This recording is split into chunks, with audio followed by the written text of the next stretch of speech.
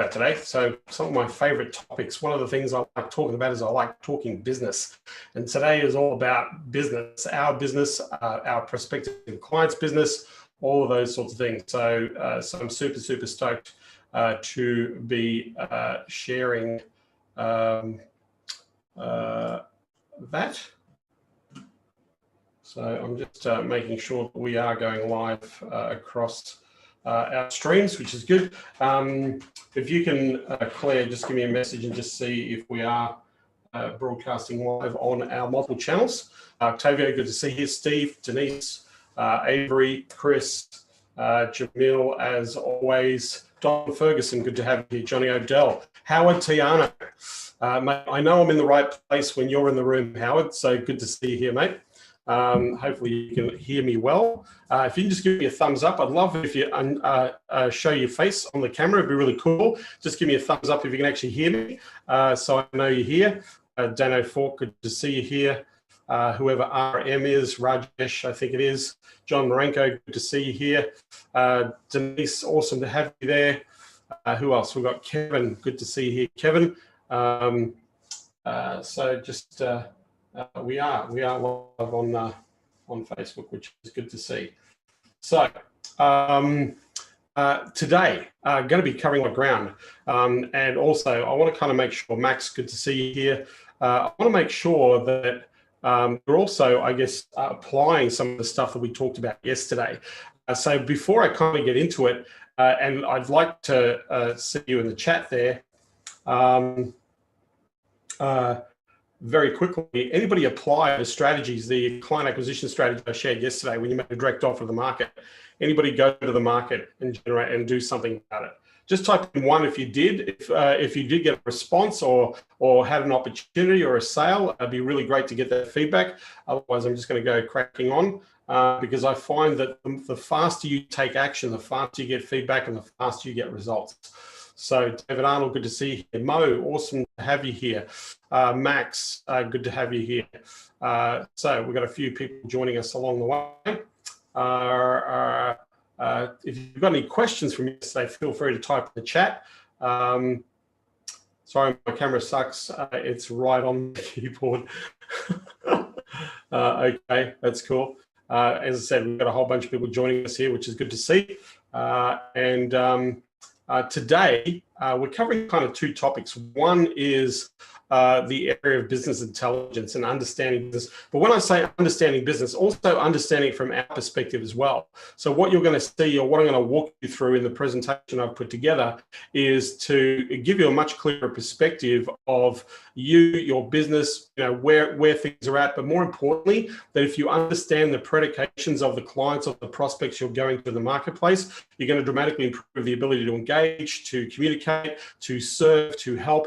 All those things. And I've got a couple of practical, pragmatic things that I'm going to be sharing with you as we go through this process as well. So things that you need to be doing in your agency, in your business to maximize the opportunity to actually generate clients. Rachel, good to see you here. Joe, nice to have you here. So the other thing I'm going to cover today is what is the journey of how a prospective customer actually decides to hire you for your services, for your product and services.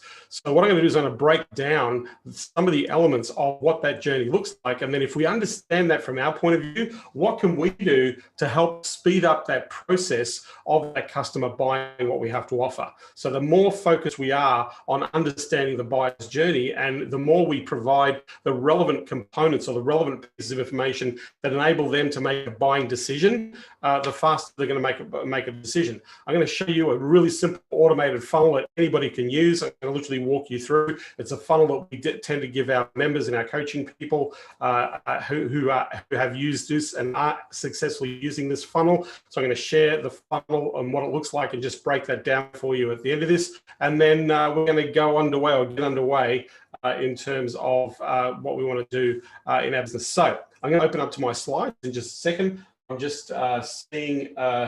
it's great to see that the live is on the Facebook. I'm just looking down here to make sure that all is good in the world of live. In actual fact, give me 1 second. I'm just going to make sure. It's just very easy for me to be able to interact and engage with everybody at the same time, which is really important. And I'm going to do that by putting, that's it. That's way better. All right, so I can see everybody without having to look down, which is really good. All right, so welcome. Thank you, Edward. Good to see you here. All right, so we've got a whole bunch of people joining us. I know there's going to be a bunch of people joining us throughout this presentation. We are live on multi-stream, YouTube, Facebook, a couple of different Facebook groups. And so let's rock and roll and get into the training. First of all, I just want to, what I'm going to do is I'm going to open up my screen. I'm going to open up my slides and hopefully I'm going to hit play. So I just want a thumbs up for those who I can see on the camera. Thumbs up, you can see my slides. Just give me a thumbs up so we rock and roll. Awesome. Okay, so thank you for doing this. Welcome to our training today. So first section, right? Selling the result, not the tactic. What does that mean? Most of us, when we go to the market with a product category that we offer, we talk about what we're actually doing rather than what the result of what we do or the impact of that. A lot of what I'm going to present to you in this presentation revolves around some of the things that you need to connect with to be able to share that tactic or share the impact, the result, as opposed to thinking about what you do tactically to generate clients in the marketplace. So there are some really pragmatic things that I want to share.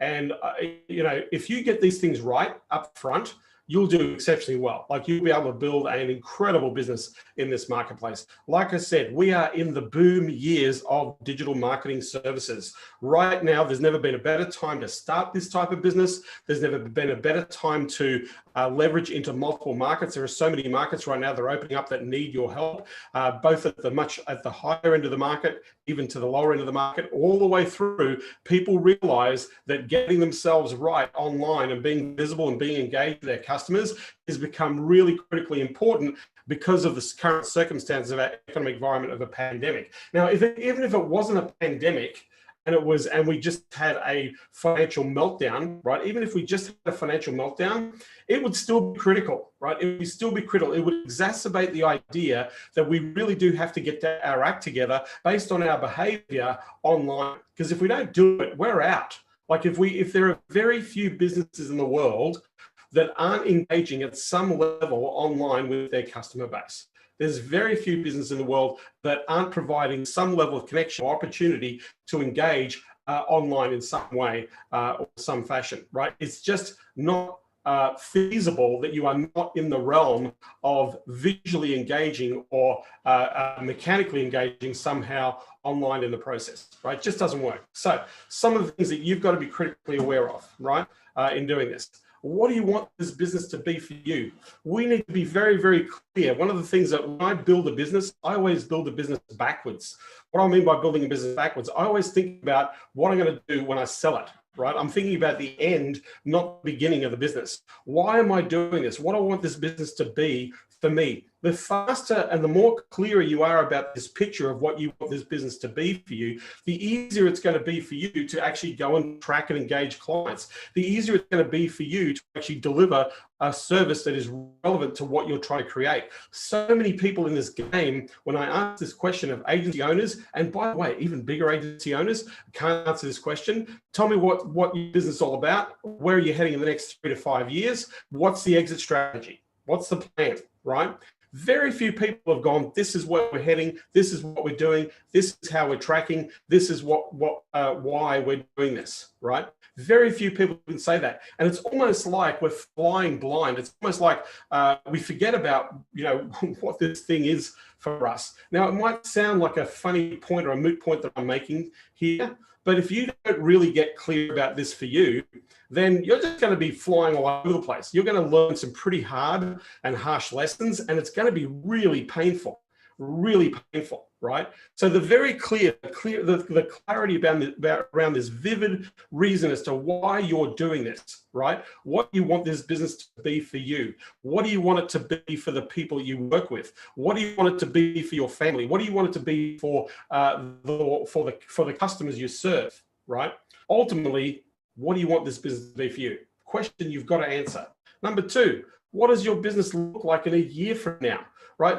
Even if we're projecting out, so we're projecting out to, hey, this is what our business wants to be, but ultimately in the next 12 months, this is ideally what I'd like to see. And one of the things you've got to be very clear about is you've got to put that down so you can actually see that, right? That you can visualize that this is my plan, this is my structure, this is what I'm going to do, right? I'm going to make this very pragmatic for you in just a second, right? So this is my structure, this is what I want to do, right? Next, what does your business look like in the next 90 days?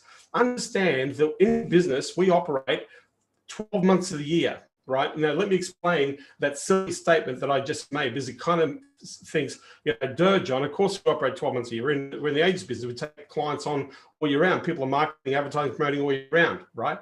But it's really weird. I see a lot of businesses that look at this end of the year and they start to take time out. They look at the holiday season coming up and I think, let's relax a little bit. Let's do let's take some time out dance with families, friends. And all of these things are important.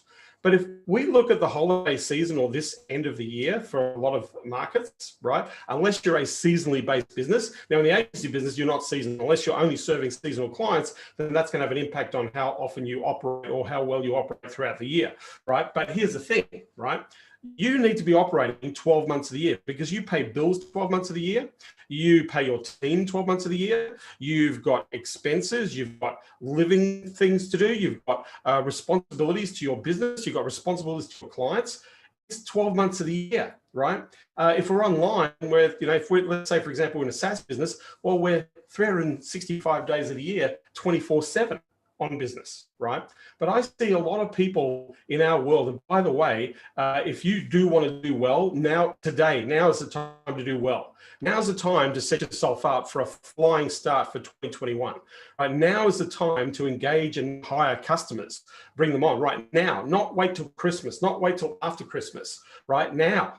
Right now is the time, right? We've got 7 weeks to end of this, about 7 weeks to the end of this year. 7 weeks, that 7 weeks could set you up for a financial platform for 2021 and rolling into opportunities all the way through. This is where I've always felt that at the time of year where we should be ramping up, not ramping down, right? So what do you want your business to look like in 90 days? You want to be strong, you want to be generating clients, you want to be generating profit, right?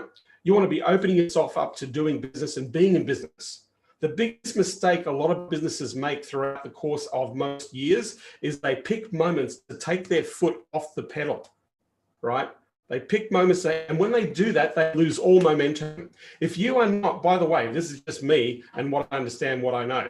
If you don't have the pedal right down to the base of the accelerator, right down to the base right now, right? If you don't have that in your head and you don't have that in your mindset, right? What will happen is you'll be waiting till February and March to make any money. Now, I don't know about you, but I can't afford to wait till February and March to make any money. So this is why I make this period of the time. November, December, January, and February are the biggest revenue months for most progressive and aggressive agency business. This time of year, right now, biggest revenue months in your business. We try and break revenue records every year this time of year, right? Because what we're trying to do is build the momentum into the new year. And that's why you need to answer this question. What does your business look like in 90 days?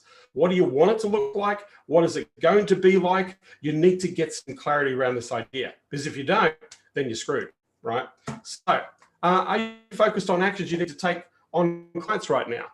What are you doing right now to actively generate a client today, tomorrow, the next day, the next day, the next day?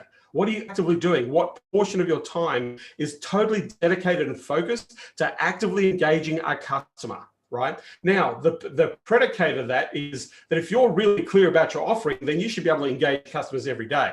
But if you're not clear about your offer, if you're not clear about what you're directing the market, that's going to be very difficult. So you have to fix that up straight away. You have to fix your offer, your core offer, outward bound right away. And you can do that very quickly. It's not going to take you days to ruminate or navel gaze or try and figure out. If you just put your mind to it, sit and say, this is what we want to do. This is what we want to sell. This is how much we want to sell it for. And this is what we want. This is who this is going to help. We're going to answer those questions in an hour, right? It's not brain surgery here. The question I'm asking you, I'm not asking you to feed back on this, but think about it, write it down. What are we offering today? What is the thing, the one thing that we're offering to our market today? That's the question we want to answer in that process, right? The next part is, why is this a must for you? Right? It's really interesting. I know that this sounds like a really rudimentary question, but oftentimes I ask this question, why is this a must? Like, you tell me you want to grow your business, you want to add revenue to your business every single day, or you want to add a certain type of revenue. Why is it important? Why do you need to do this? Like, just tell me why, give me the reasons, right? And so even then, some people still can't tell me or articulate why this is a must. They are successful, right, in doing what they say they want to do in this business. So if you can't tell yourself why this is an absolute must, right, then it's just not going to happen, right? What has to change? How do you have to change? How do you have to behave, right? Why is this a must for you right now? Because the stronger the must, right, the faster you're going to get the result, the faster you're going to get the outcome, right? The stronger the must, the faster you get the outcome. Next, what's your plan right now, right? So I'm going to walk you through, because this is something I talk about all the time, and you want to work to this plan. You want to watch this plan on a daily basis. You want to ask questions around this plan so that you're hitting your objectives and hitting your targets, right? And by the way, the many people that I've worked with that have really focused and applied this have hit their goals and targets by making sure that they're focused on the actions they need to focus on to hit their objectives and plans. They're not sitting there micromanaging their process, but what they are doing is, where are they paying their attention? Where are the critical numbers that are important to their business, and what are they doing about it, right? Right now, unless you're doing $1 million+ revenue, your total focus, 80% sales and marketing, right? Your total focus right now, there is no other conversation that you need to have with anybody other than, can I help you with what we do? We help people do this thing. Would you like to see how this works for someone like you? That's all you're going to do, right? All day long, right? That's what you're going to do. So, what's your average revenue gap number? So where you're at today, right? I want you to write this down. Where am I at today? Where am I at today? Right? Where I'm at today, this is my monthly revenue number right now, right? And then what is the number I would like to see in the next 30 to 90 days? If I look at that 90-day period, I've got to break that number into 3, and that's going to give me a number, a gap number for every single month, right? So what's the revenue gap number that you're aiming for, that you must have, that you want to have in your business? You're going to go for this, right? So the next one is divide that number by the average sale. So I'm going to show you exactly what this looks like in one sentence. I'm going to show you exactly what this looks like in one sentence, but you need to follow along, right? Think about it. Whatever number is popping up in your head as your average sale per client, right? Put that number down. Right? This is going to give you the number of clients you need to hit your goal. So you need to divide the number of your average sale with the number of the gap number that you're trying to reach. That's going to give you the number of clients that you need to bring on board. On average, I see people bringing on over a 90-day period. They're looking for between 5 and 10 clients on average. 5 and 10 clients on average seems to be the common number that a lot of people are looking for over a 90-day period. Now, there's a lot of businesses here that have never generated 5 to 10 clients in a 90-day period. Some people have never generated 1 client in a 90-day period, let alone 4 or 5 or more, right? But you've got to set this number, you've got to see what this looks like so that you can hit your objective and hit your outcome. Next, divide that number by 12 weeks. So whatever that number is, the number of clients you need, divide the number by 12 weeks. This is going to give you an idea of how many clients you need to be generating on a week-to-week basis in your plan, right? So you can visibly see this sentence, you should be able to see this everywhere. You should post this on your wall. You should have it in your computer. You should have it on Post-it notes. You should have it beside your bed. You're looking at this and you're engaging kinesthetically, right, and physically with this all the time. You want to be doing this all the time, right? So how many new clients you need per week to hit your goal? That's the answer you want to put in a number on, right? And then this is what it looks like when you break this down. So for example, if my current revenue is 10K per month, and my average client is 2K per month, right? And I want to generate 5 clients. I want to put another $10,000 a month in my business. I've essentially got to generate 5 clients at 2K per month. That's $10,000 per month, 1 client every 2 weeks, right? Sorry, that's if there's 5 clients over a 90-day period, I've got to generate 1 or more clients every 2 weeks. If it's 5 clients a month, I've got to generate 1 or more client per week, right? It's what you're looking at 1.5 clients over a 12-week period, right? Whatever that figure is for you, that's you. Now you need to rationalize, right? The next question is, well, how am I going to go and do that, right? I'm going to talk about some of those things in the process I'm going to take you through in this structure. In fact, I'm going to share 2 things you can do right now to have an impact on those numbers, right? So this is a really simple plan. What's the revenue gap? Where you are now to where you want to be. Divide the number by your average sale. How much you charge a client for your monthly services or for your project fee, or if you're building websites or you're setting up things and you have a project fee, how many projects do you need to sell to generate the revenue over that period of time, right? You will divide that number by 12 over a 3-month period, and then how many clients you need per week to hit your goal. And then you come up with a sentence, right?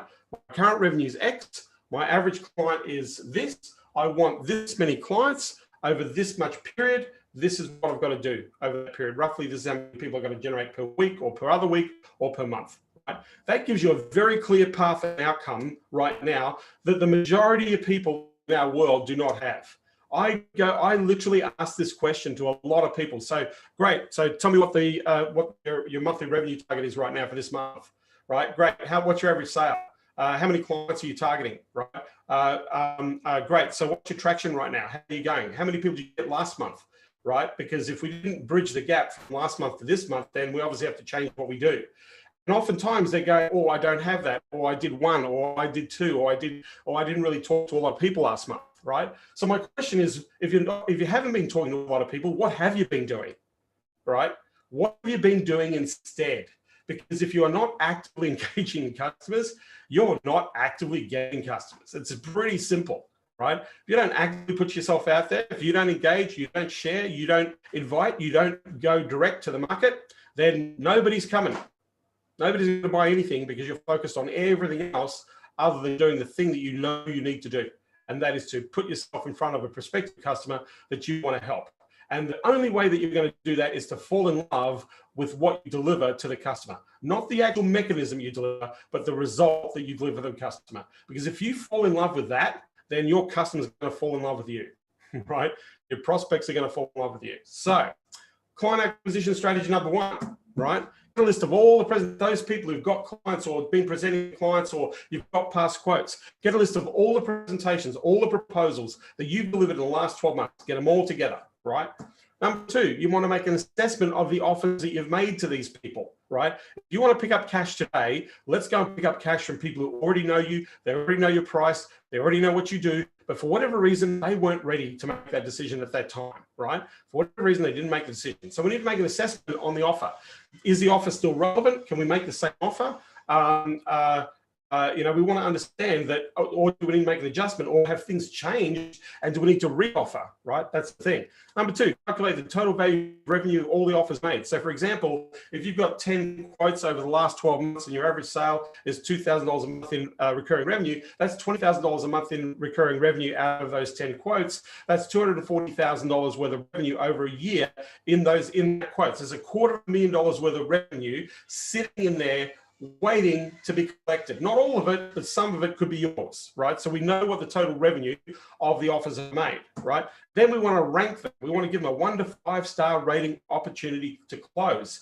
Who did you really get along with? Who did you felt that they were close? Go through and rank them, right? 5 being this is a good fit, 1 being hey, not sure. And what you want to do is you want to go and reconnect with all the 5s, right? You want to reconnect the people that you felt most comfortable with, that you really liked, that they liked what you did, but for whatever reason, it was a timing thing, could have been a money thing, could have been the wrong strategy, right? Whatever the reason might be. But you need to reconnect with them and ask them if they need help with the project, or if they'd like an updated plan on a new project, right? Go back to people you already know. This is one of the fastest ways to pick up cash. Oftentimes, we do this every month. We pull out every no over a 12-month period. We go back to them and say, great, hey, are you ready now? Hey, have things changed? Hey, did you try something different? What did you do? This is one of the fastest ways to pick up money, right? This is one of the fastest ways to pick up revenue and pick up clients. Also, in this process, if you are upselling to existing clients, you might have made a suggestion or a complimentary offer to existing clients you could actually go back to them and reoffer it, right? Go back to them and reoffer it. Or if you have a complimentary offer to the offer that you made originally and they didn't buy the original offer, but they might be interested in a complimentary offer, then offer that. You've got a couple of options. So moving on to this process, right? So client acquisition strategy number 2, right? Get a familiar list together. This is my favorite because this is one place where you can always find a prospective customer. Familiar list. What I mean, I talked about this strategy yesterday. Sitting down and just writing a page full of 60 or so people and think about all the people that you interact with, all the people you know, incidentally, physically, at whatever level that you know they're in business. Write that list, right? You want to create a quick demo of your solution, a quick demonstration of what you do to help people get the result, right? Then you want to pick 3 people from your list that you are comfortable to talk to and reach out to them. These are 3 people. Say, hey, I've been working on this. I've been thinking about your business. I've been thinking about this concept. I'd love to show you how this works. 1, because I want your feedback, but 2, it might be something that you need to be considering, or maybe it's something that you wanted to know more about that would have an impact. It'd be really cool if I could share that with you. Do you think it'd be useful looking at something that's going to add value, drive revenue, or drive opportunity? Make that offer to the client. You want to pick 3 of them, right? Make it a big give. Hey, let me map it out for you. Let me show you. Let me do the homework, right? I've done the homework. I've done the thing. Let me demonstrate this to you. At the end of that, you're going to ask, would you like to implement this idea? You've got a couple of choices. It goes back to that 50-50 deal. Like, you can take this idea. What do you think about this idea? You think it's a really good idea? Do you think it's a good thing to pursue this idea right now?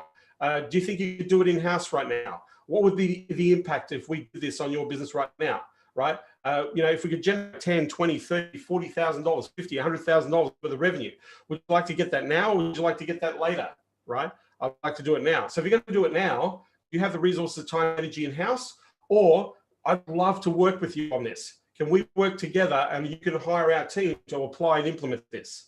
It's one of the easiest ways to get customers, right? Because what it does is it means you've actually thought about them in that process. You've thought about them in that process, right? So that's the thing, right? Understand what business you're in, understand why you're in this business, understand what you want to do, get really clear about an objective outcome you want to generate for your business, and then go for it. You've got 2 key things in this training right now that you can apply to go and generate clients. It doesn't matter if you're a first-time starter out of the gate. It doesn't matter if you're a freelancer. It doesn't matter if you're an agency. The number one game here, and the question that you need to ask for yourself, is can I and would I like to actively engage a paying customer right now, right? Can I handle, would I like to actively engage a paying customer right now, right? Because if the answer is no to that, then you need to not look at this training. You need to go away, right? And go and do something else. Go and play video games, or go and do whatever else you're going to do, because you're not interested in growing your business. You're not interested in acquiring, engaging, being better, right? I know that sounds pretty harsh, but kind of that's reality, yeah? So that's the thing, right? So very quickly, I'm just going to stop and share here for a moment so I can engage and look at you in the eye. There's a whole bunch of people on here. Good to see you all. We've got Steve, Brian, Dr. Love. Good to see you, Dr. Love. Maricela, Ahmed, good to have you here. Carl Nelson, Fahad, long time no see, Fahad. Owen Barker, good to have you here. Chris, Bill, Joe, Grant, Rachel, awesome to see you.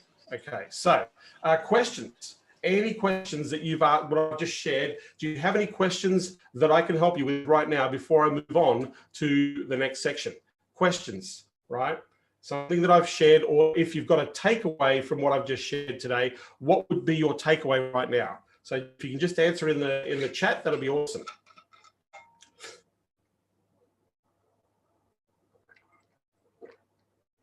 Our Facebook and our YouTube friends, if you've got questions, just type them in the chat. Make a list of make an offer. Yeah, do that today. That's number 1. Do it today. Anybody else? Anybody else? Don't make it difficult. Just reach out. Yeah, don't make it difficult. Right? Pedal to the metal. Yeah, you've got to right now. You have to be racing. You have to be racing. You cannot be. I know Christmas is upon us. I know Christmas is upon me. Right? I know it's like 6 weeks, but it's like Thanksgiving is a week away, just a little over a week away. So that's one day, right, in a whole 30-day period. And then Christmas Day is one day, right? It's one day in the next 30-day period. And then New Year's Eve, New Year's Day is another day. So we've really got 3 days, family, friends, connect, do the thing that we do for the holidays, 3 days. But I know the last time I checked, and I see this all the time, January 2, everybody's back to work. Everybody's back in business, right? So this is my question. What are you doing? Are you going to be in business or are you going to be out of business? Are you stepping out of business in this period? Because if you're stepping out of business, what you're suggesting to yourself is you're not going to be ready to generate clients until the end of January, middle of February, or maybe till the 1st of March. Can you imagine not making any money for the next 3 months if you don't put the pedal down now? Because that's essentially what's going to happen to a lot of business owners, right? The business owners are taking the foot off the gas. They're the ones that are going to have a long delay to grow, right? Rajesh, question, love to build a no-code solution for businesses. How do I approach it? I don't understand what a no-code solution is and what that is, Rajesh. That you need to give me way more context than just ask me that question. But anyway, I don't know how to help you on that question. David, I assume the gap number is the difference between where they are and where they want to be. The gap number is the difference between where you are at right now and where you want to be. That's the gap number, right? Where's your number right now? What's your number today? And what is the gap? Where do you want to be? And that is the revenue gap you're trying to create, David. Edward, have to spend time talking to prospects, clients on a daily basis to build a good pipeline. Absolutely. You have to actively engage leads every single day. If you're not actively engaging some form of lead, if you're not pushing to get into the conversation, if you're not, because we live in a world of conversations, right? Your wealth or your ability to grow your business is going to be totally determined by the number of conversations, the physical conversations that you actually have, right? So first, we've got to look at our conversations. Second, we've got to look at the quality of the conversation, right? Are we talking to the people who are right? And you're going to see through the training as I go through this, how you can put yourself in the pocket of the right people to be speaking to, right? I'm going to show you something really cool. If you just get this one little piece right, that you'll actually be only talking to people who are seriously wanting to do something with you. That's the best part to be in. Completely in line. Thank you, Edward. I appreciate that, right? I'm fired up and ready to do. I'm redoing my business and my sales plan. Absolutely, Renee, right? You want to get an offer, like every single one. I said yesterday, go and get an offer today. Just type in one if you send an offer. I asked every single one of the people, those that joined me yesterday, just type in one if you sent an offer out yesterday. Just type in one if you sent an offer. If you didn't send an offer, just type in 0, right? Type in 0 if you didn't send an offer, okay? We've got a few ones, okay? I'm assuming nobody that's typing did 0 actions yesterday making an offer, right? So all of those people that put an offer in the market, all those people are the ones that actually made an offer, right? That energy is you're starting that process. And you need to do the same thing today. And you need to engage that offer. Say, hey, I shot this out to you. What do you think? Right? Can we have a quick chat just to see if this is relevant? Yes or no? That's all. We want to soften the process of engaging in conversation. One of the people that I work with in Agency Unleashed, Glenda, she was starting out of the gate, no clients, no real idea of the product category that she was selling. She had no idea of the price point. And she was sitting there going, oh, I have to put all my ducks in a row. I've got to get this ready. And I asked this question to Glenda, say, Glenda, do you need to make money now or do you need to make money in 3 months' time? Tell me what you need to do, right? Do you need to actually generate revenue to pay for the mortgage, put your kids in private school, pay for all your bills, have some life, a sense of life with your family? Do you need to bring in revenue today or do you need to bring in revenue in 3 months' time, right? And so she was starting her business from scratch, right? And she said, I need to put money in my bank now. Okay, so great. So let's make an offer today. What are you going to help people with, right? So she works with people, she works with people, business owners who, and specifically women of a certain age category, right? To raise their energy, get them focused, get them clear, and more importantly, making sure that they're actually living that sense of purpose, fulfillment, and happiness in their business lives and their family lives, right? And she actually reflects this ideal in her own life. So she loves what she does. She loves who she is. And so she just wants to help a whole bunch of other people like her to feel the same way, to have a connection to things that are supportive and encouraging and helpful and useful for them to move forward. I said, that's a fantastic thing. How many people do you think want that, Glenda? Heaps of people want that who are in business. Heaps of women who are at that level in business want those sorts of things. Great. So what are we going to do? We need to make an offer, right? Well, what's the offer, right? The first part of that process is, well, we obviously need to communicate. We obviously need to get some clarity. We need to get some understanding so that we can start that journey with our prospective customers. So she went straight away, well, I should do something for free. I said, no, you just said to me you need to make money today, right? So we're not going to do something for free. We're going to do something paid, right? We're going to do something paid, right? So she didn't have a big list. We went down the familial list, right?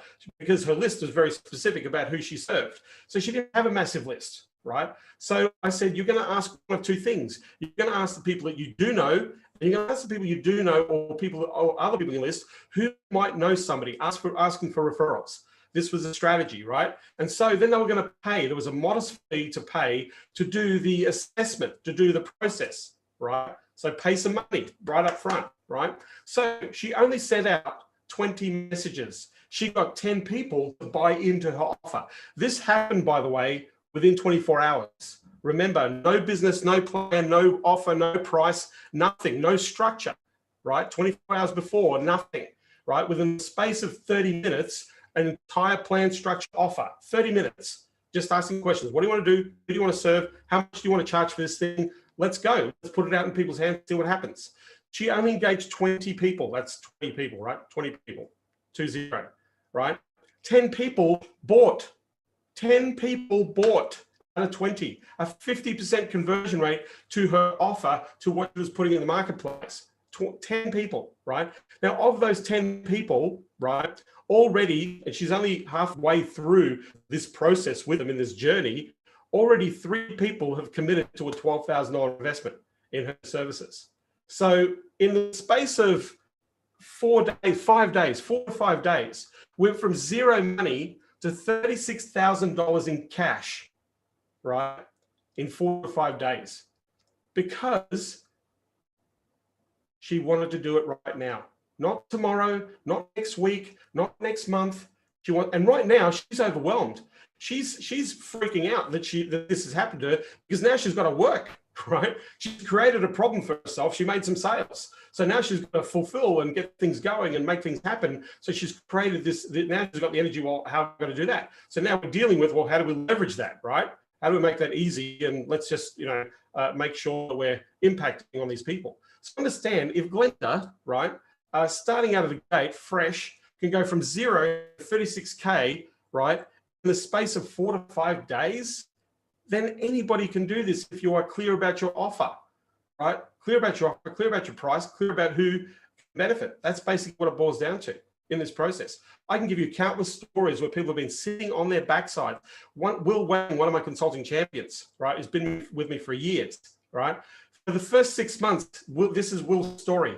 Yep, I want to be in the agency business. I want to do the Facebook ad thing. Yep, I'm working full-time right now, so I'm going to do this part-time job. But I'm really scared. Okay, what are you scared about? Well, I've got to try and find my way to find some hours in the day to talk to people. I kind of don't know what I want to say. But do you know how Facebook ads work? Yeah, I do. Do you know how to run a campaign? Yep, know how to run a campaign. Great. Have you gotten results on a campaign? You tried something? Yep. Great. I've done that. Great. So if I sat down with you and I said, Will, show me how to run a Facebook ad. You can show me how to run a Facebook ad. Great. And then if you ask me, if I was to ask you, how much would you charge me for you to set this up for me and manage it? Off the top of your head right now, how much would you charge me? He says, $1,500. You just blurted out, $1,500, right? Great. So you charge me $1,500 to manage a campaign. So what do I need to contribute money-wise? How much do I have to give you, right? He says, well, you got to give me at least between $1,500 to $2,000, right? And roughly what am I looking at for $1,500 to $2,000? So well, you're probably looking about anywhere between 30, 50, maybe 80 leads. Between lowest margin, 30, highest margin, you're looking at 80 to 100 leads, right, for that. Okay, so I'm going to pay between 20 and 30 bucks a lead. Or actually $20 to $40 a lead is what I'm paying, right? Roughly. It's not too bad, right? Considering what my average sale is. Okay. So great. So you know how to do this. Yep. So have that conversation. Okay, well, how do I get started? How do I do that conversation? I said, well, here's the thing. Would you like to see a Facebook ad campaign with a modest spend that's going to generate between 30 and 100 opportunities? Is that something that would be useful to you, right? Now, he sat on his thumbs because he was too busy getting his head around being a business owner for 6 months, right? And I sat there and said, hey, moment of truth, we're either going to be in business or we're going to be out of business. What do you want to do? And he said, no, I'm going to do this. I'm going to be in business. He took a week off work. He was working full-time, remember? Full-time job. He took a week off work. In that week, he did exactly what we talked about 6 months earlier, right? You need to make an offer. Let's get the list going. Let's make the offer. Let's follow through. Right? He was scared. He was scared to talk to people. I said, but all we're going to do is we're trying to help people out. We're just going to ask him if we can help. That was the strategy. We're just going to ask him if we can help them with Facebook ad campaign, show them how it works, show them what the process is, and they can make a decision on whether or not you're the guy to do it. That's all we're offering to the market, right? So by the end of the week, like within 1 week, right, 30 grand. By the end of 4 weeks, $150,000. By the end of 4 weeks, 150 grand. Now get this, right? He sat there and said, I'm going to quit my job, but not quit my job today. I'm going to wait to quit my job in March, like 3 months later. We just had this conversation. Dude, you just did 150 grand in the space of 4 to 5 weeks, right? $150,000. And now you're telling me, okay, I'm going to quit my job because, you know, I've got to manage this and this will be, I've got to get enough money for my salary. I said, dude, how much money do you make in this business right now in the last 6 weeks? And how much money do you make in your current salary working for somebody else? I said, let me know how you go. I got a phone call that day. He says, John, this is ridiculous. I just made 150 grand in 5 weeks. I should be quitting my job today. Because if I can do that 5 weeks part-time, imagine what's going to happen when I dig into this. Within 6 months, $500,000 worth of revenue. Within a year, more than $1 million worth of revenue, right? Within a year. So he waited 6 months to get his finger out of his backside to actually do the thing that he said he wanted to do. When he could have done it from day one. He knew that he could have done it from day one. He just had to go and do it. It's the implementation. It's the rubber part on the road.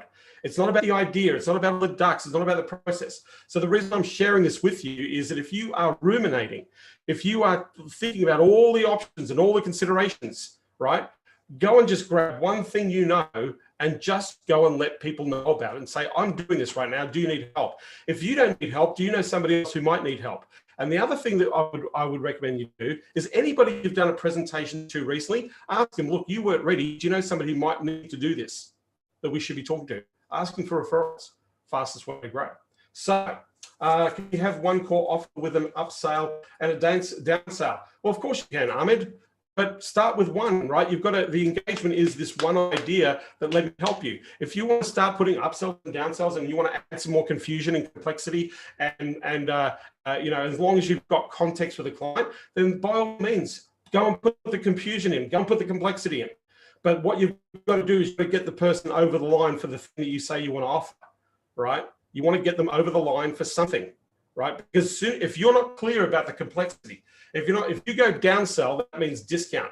Why are we talking about down when we should be talking about up, right? Or on, right? On or up, right? But if you go, oh, look, last resort, why don't we try this, right?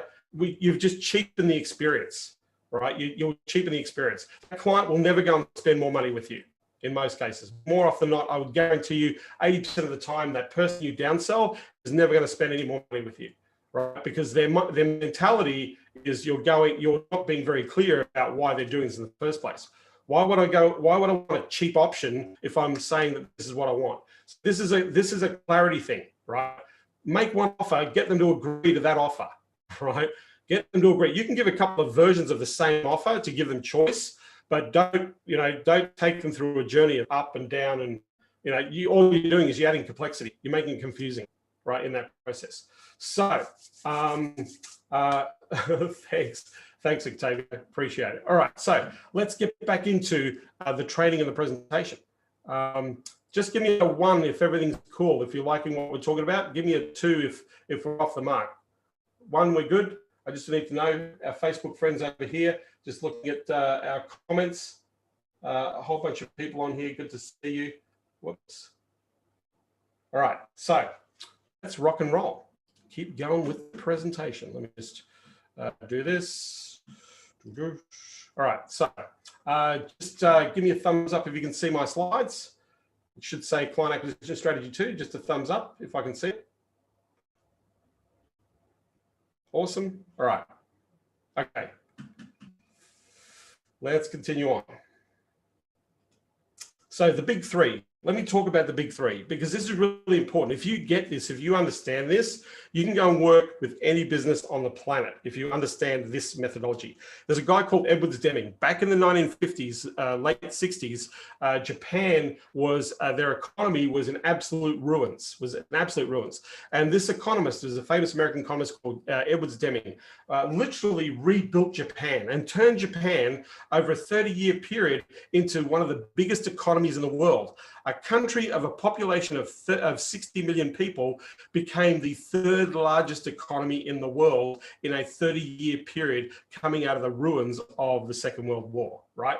Which is incredible, right? And one of the concepts was, and this is a fundamental foundation concept of business, was this idea that there were three key areas that every business needs to have to make work for themselves. So I'm calling it the big three, right? And I'm going to walk you through this. So this is an important model, right? There's an important model. Now, there are a couple of pieces in between, but I want to focus on the core aspects so that you can apply this to your business. So you want to think about, how do the big three apply to my business? And more importantly, how does the big three apply to the businesses you work with, right? And then from there, I'm going to walk you through 13 pieces of information that if you have these pieces of information, you'll be able to help any business on the planet. And I'll show you a model that you can use where you can use some numbers, or put some numbers to this model, right, where you can pretty much show impact to a business. So as we're going to go through, let's talk about this, right? Number one, customers, right? The number of clients, or how do we acquire those customers? Number one of the big three is clients for any business, right? Number two is revenue, right? Revenue per client, revenue per transaction. That's number two in the market. Number three is frequency. How often do they buy? Do they buy every month? Do they buy every quarter? Do they buy every 6 months? Do they buy every 2 years? Do they buy every 7 years? What is the frequency in the business, in the model, right? So let's look at this. There's three ways to impact on the business growth, right? How do you engage and acquire and convert customers? Number one. How do you maximize the average dollar per transaction and understand the lifetime value? And what you do to resell, to upsell, and to keep customers on board and buying and referring new customers for as long as possible, right? Now, think about that from our agency point of view. How do we acquire, engage clients, right? What is our methodology? What is the thing that we do to go and get a customer, right? What is our process to convert that customer? How do we build that relationship, nurture that process into a sales opportunity for us? And how do we convert the customer? How do we engage? How do we inquire? How do we convert? Engage, acquire, convert, right? What are we doing, right? Or it should be the other way. Inquire, engage, convert, the other way around, right? So that's number one. Number two, average dollar per transaction. The number one thing that most people, and I'm going to give you the figure here that you really need to be focused on as an average transaction per client. The minimum that you want a client to spend with you is $25,000 or more a year per customer. So per customer value in the agency model, on average, you want the client to be investing at least 25 to 30 grand a year. Now, the more they invest, obviously, the higher the opportunity, the more revenue you generate. But the minimum you want to do is 25 to 30K. In the agency world, and this is the sad part, and this is what happens when people really don't trust their business, they don't trust their confidence in their delivery and their product, right? So they'll tend to be cheap in the market. It's really easy to be cheap because there's always going to be somebody who's going to be $1 cheaper, right? So then it becomes a price war. Nobody wins a price war, right? Everybody loses in a price war. So we commoditize. And in our world, in the agency world, this has happened quite a lot because people have come in the market and they're going, I can get you 30 leads. I can do that for 1,500. Yeah, but this guy over here can do it for 1,000. Yeah, and that guy over there, he can do it for $500, right? I think I'm going to try it for 30 leads. What's the difference? What's the difference between working with a $500 guy and working with somebody who charges me $1,500 for what I perceive to be the same thing? It now becomes about the price, not about the result or what the outcome of, you know, the value add in that process, right? So our average sale on, you know, I would write that down. Every customer spends a minimum of $25,000 or more. $25,000 or more is every customer, right? So the other thing is, what do you do to resell? Now, what do I mean by resell? Resell means that you need to keep your client, right, for as long as possible. How do you educate the client to invest in more? So I'll give you an example in some of the agencies that I work with, right? We have a product category. It'll be a Facebook ad campaign to generate patient leads for a physical therapy market. One product, one funnel, $5,000 a month management fee, minimum between $1,500 to $2,000 a month in ad spend, right? So $7,000, roughly $6,500 to $7,000 per month for one funnel. Now, if you want two funnels, because the funnel is only a back pain funnel, if you want a knee pain funnel, well, that's another $5,000 a month, right? That's another ad budget on top of that. So now you're spending $7,000, you're going to be spending $14,000 on two funnels, right? You want a third funnel. Let's say you want a balance funnel or a rotator cuff funnel. That's going to cost you another $5,000. So now you're spending $15,000 a month in management fees for 3 different campaigns, 3 different funnels that are fully optimized, and you've got an ad budget of $6,000 a month. So now you're spending $22,000 a month on 3 funnels, right? We have an opportunity, by the way, on average in that business, the average client takes 2 funnels, right? 60% of the customers take 2 funnels, not 1 funnel, but we upsell the funnel, right? We're increasing the investment per client in that transaction, right? How do you keep your customers on board for as long as possible? You need indoctrination, you need relationship, you need to be able to impact. There are a whole bunch of ways. I'm going to talk about this in just a moment. But all of these 3 critical things also relate to your prospects, because if you understand how your prospects do this, it's really easy for you to zero in to go, hey, there's a problem right here. We're seeing this across the board and we know how to fix it. And it's a real easy door opener when you understand this strategy. So what I'm trying to share with you in this process of you understanding the 3 ways is that you understand how businesses work, and you also understand how your business works. Because if you have this understanding, it makes it so much easier to sell. It makes it so much easier to zero in to those important factors that will have an impact on a business. This is the sort of stuff that most agency people do not teach you, right? Most people teach you, how do you sell Facebook ads, right? They don't teach you how to do real business. That's the difference here, right? That's why this is really important to you from a business point of view, right? So customer acquisition focus, right? What's the biggest customer impact, right? Referrals or word of mouth. So biggest customer impact for most businesses, when you ask them, where do you get the majority of business? They'll say, we get it from word of mouth, right? So if you build 4 or 5 or 8 clients, once you get to about, normally what happens is when you get to about 7 clients, you start generating referrals. But here's the problem with referrals. If you have 5 or 6 low-ball customers, right, and 2 or 3 of those are problem customers, and they refer customers to you, I'll guarantee you they're going to refer problem customers to you. So you end up generating referrals from the types of customers. This is why yesterday when I talked about the idea of targeting or zeroing in and acquiring better quality customers. And tomorrow's training, I'm going to be showing you exactly what that looks like, right? That if you acquire better quality customers, you're going to get better quality referrals. If you work with a high-end, top-end branded customer in a marketplace, you will attract other high-end branded customers just like them because they know each other. They hang around each other, right? So the biggest customer impact that most businesses have is word of mouth or referrals. Often asked the question, what percentage of your business comes from word of mouth?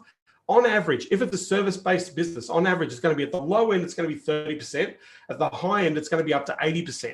So you can imagine one strategy alone can generate 1/3 or 2/3 of total revenue in a business. That most businesses operate from this word of mouth. Now, big and small, it doesn't matter what type of company, what type of industries, large and small, they will say that the biggest impact on revenue is going to be the relationships and the word of mouth, or they may have partnerships where those partners refer clients to them. Think about if you look at an accountant, right? An accounting practice has a referral network.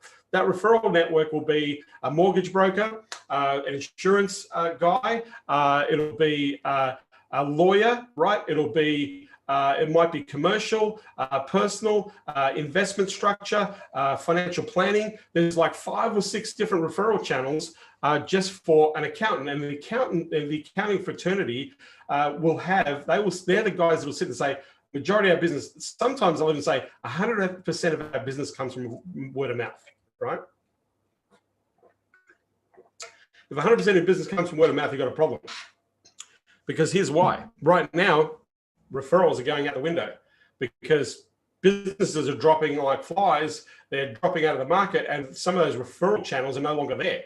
So if those referral channels are regularly referring clients to you before the pandemic hit and no longer there, then you are taking a hit right now, right? So again, this also helps you assess and understand what are the impacts for the business. Next, advertising promotion, right?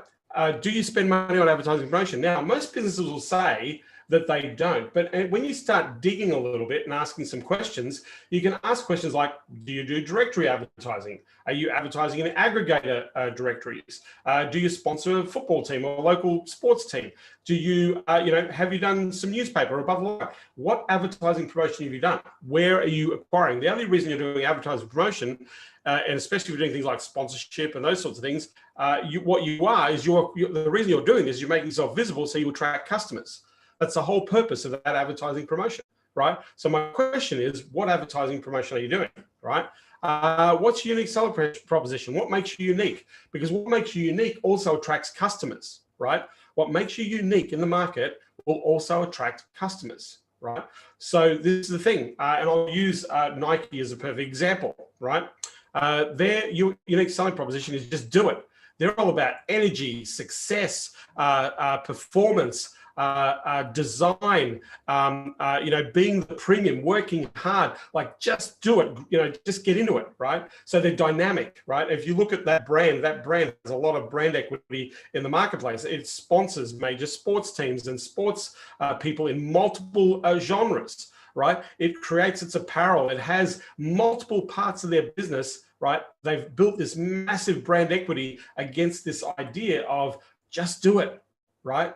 Just do it. That's the unique selling proposition, right? If you think of Domino's Pizza, right? Domino's, their thing was, well, if we can't get the pizza to you within 30 minutes, you don't have to pay, right? That was their deal. If we couldn't get the pizza to you in 30 minutes, right? You don't have to pay. If you look at Burger King or Hungry Jack's, the burgers are better at Burger King, right? The burgers are better at Burger King rather than McDonald's, right? So there's a lot of iconic brands and businesses out there that have a unique selling proposition that they literally have saturated the marketplace, right? And so they've built that equity. But being unique, the question you have to ask, and this is oftentimes, you'll see this as I go through this training, is why does a customer buy from you instead of buying from me? Why do I buy Nikes and not Adidas? Right? Why do I invest in Mac instead of, I could probably get a computer or a laptop for 1/3 of the price with a PC, right? Or I get a Chromebook for like $300. But no, I'm going to go and spend $3,000 on a MacBook Pro and pimp it out, right? Why do I buy the product? Why should I buy from you as opposed to going to so do they have a unique selling proposition in the marketplace? Next, mainstream media, TV, radio, newspapers. Are they advertising in mainstream to acquire customers, right?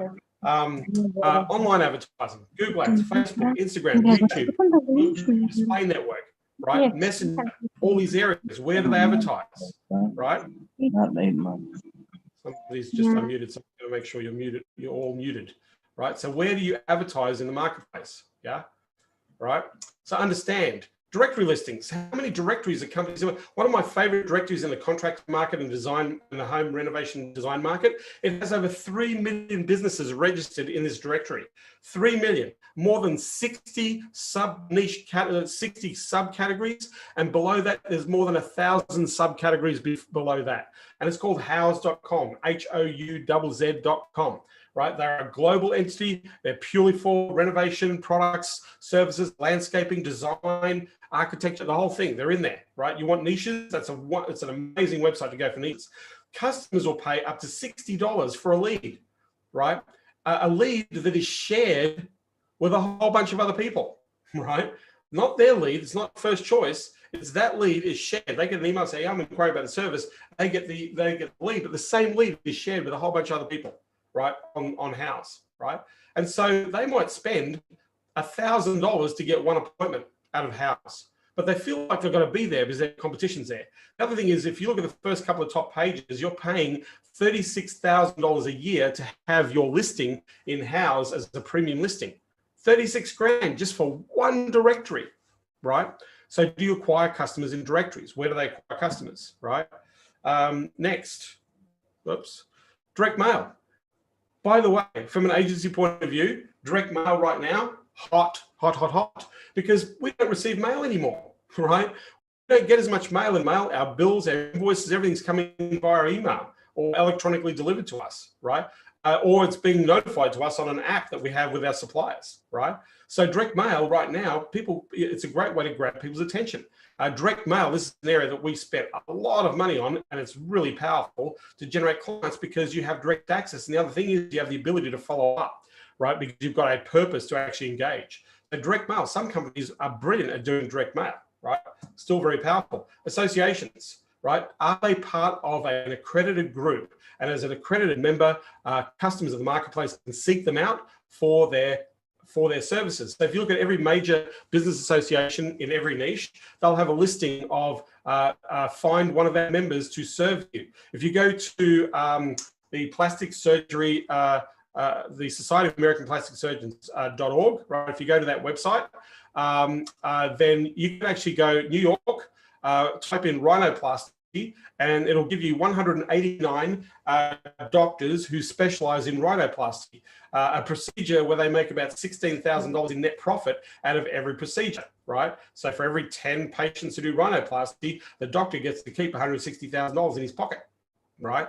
So I can go to that association website and find through that directory location and specific targeted doctors for a service on the website. So association website's another place to get clients. Even for us agencies, if we know our niche or we're really good in a particular niche, right?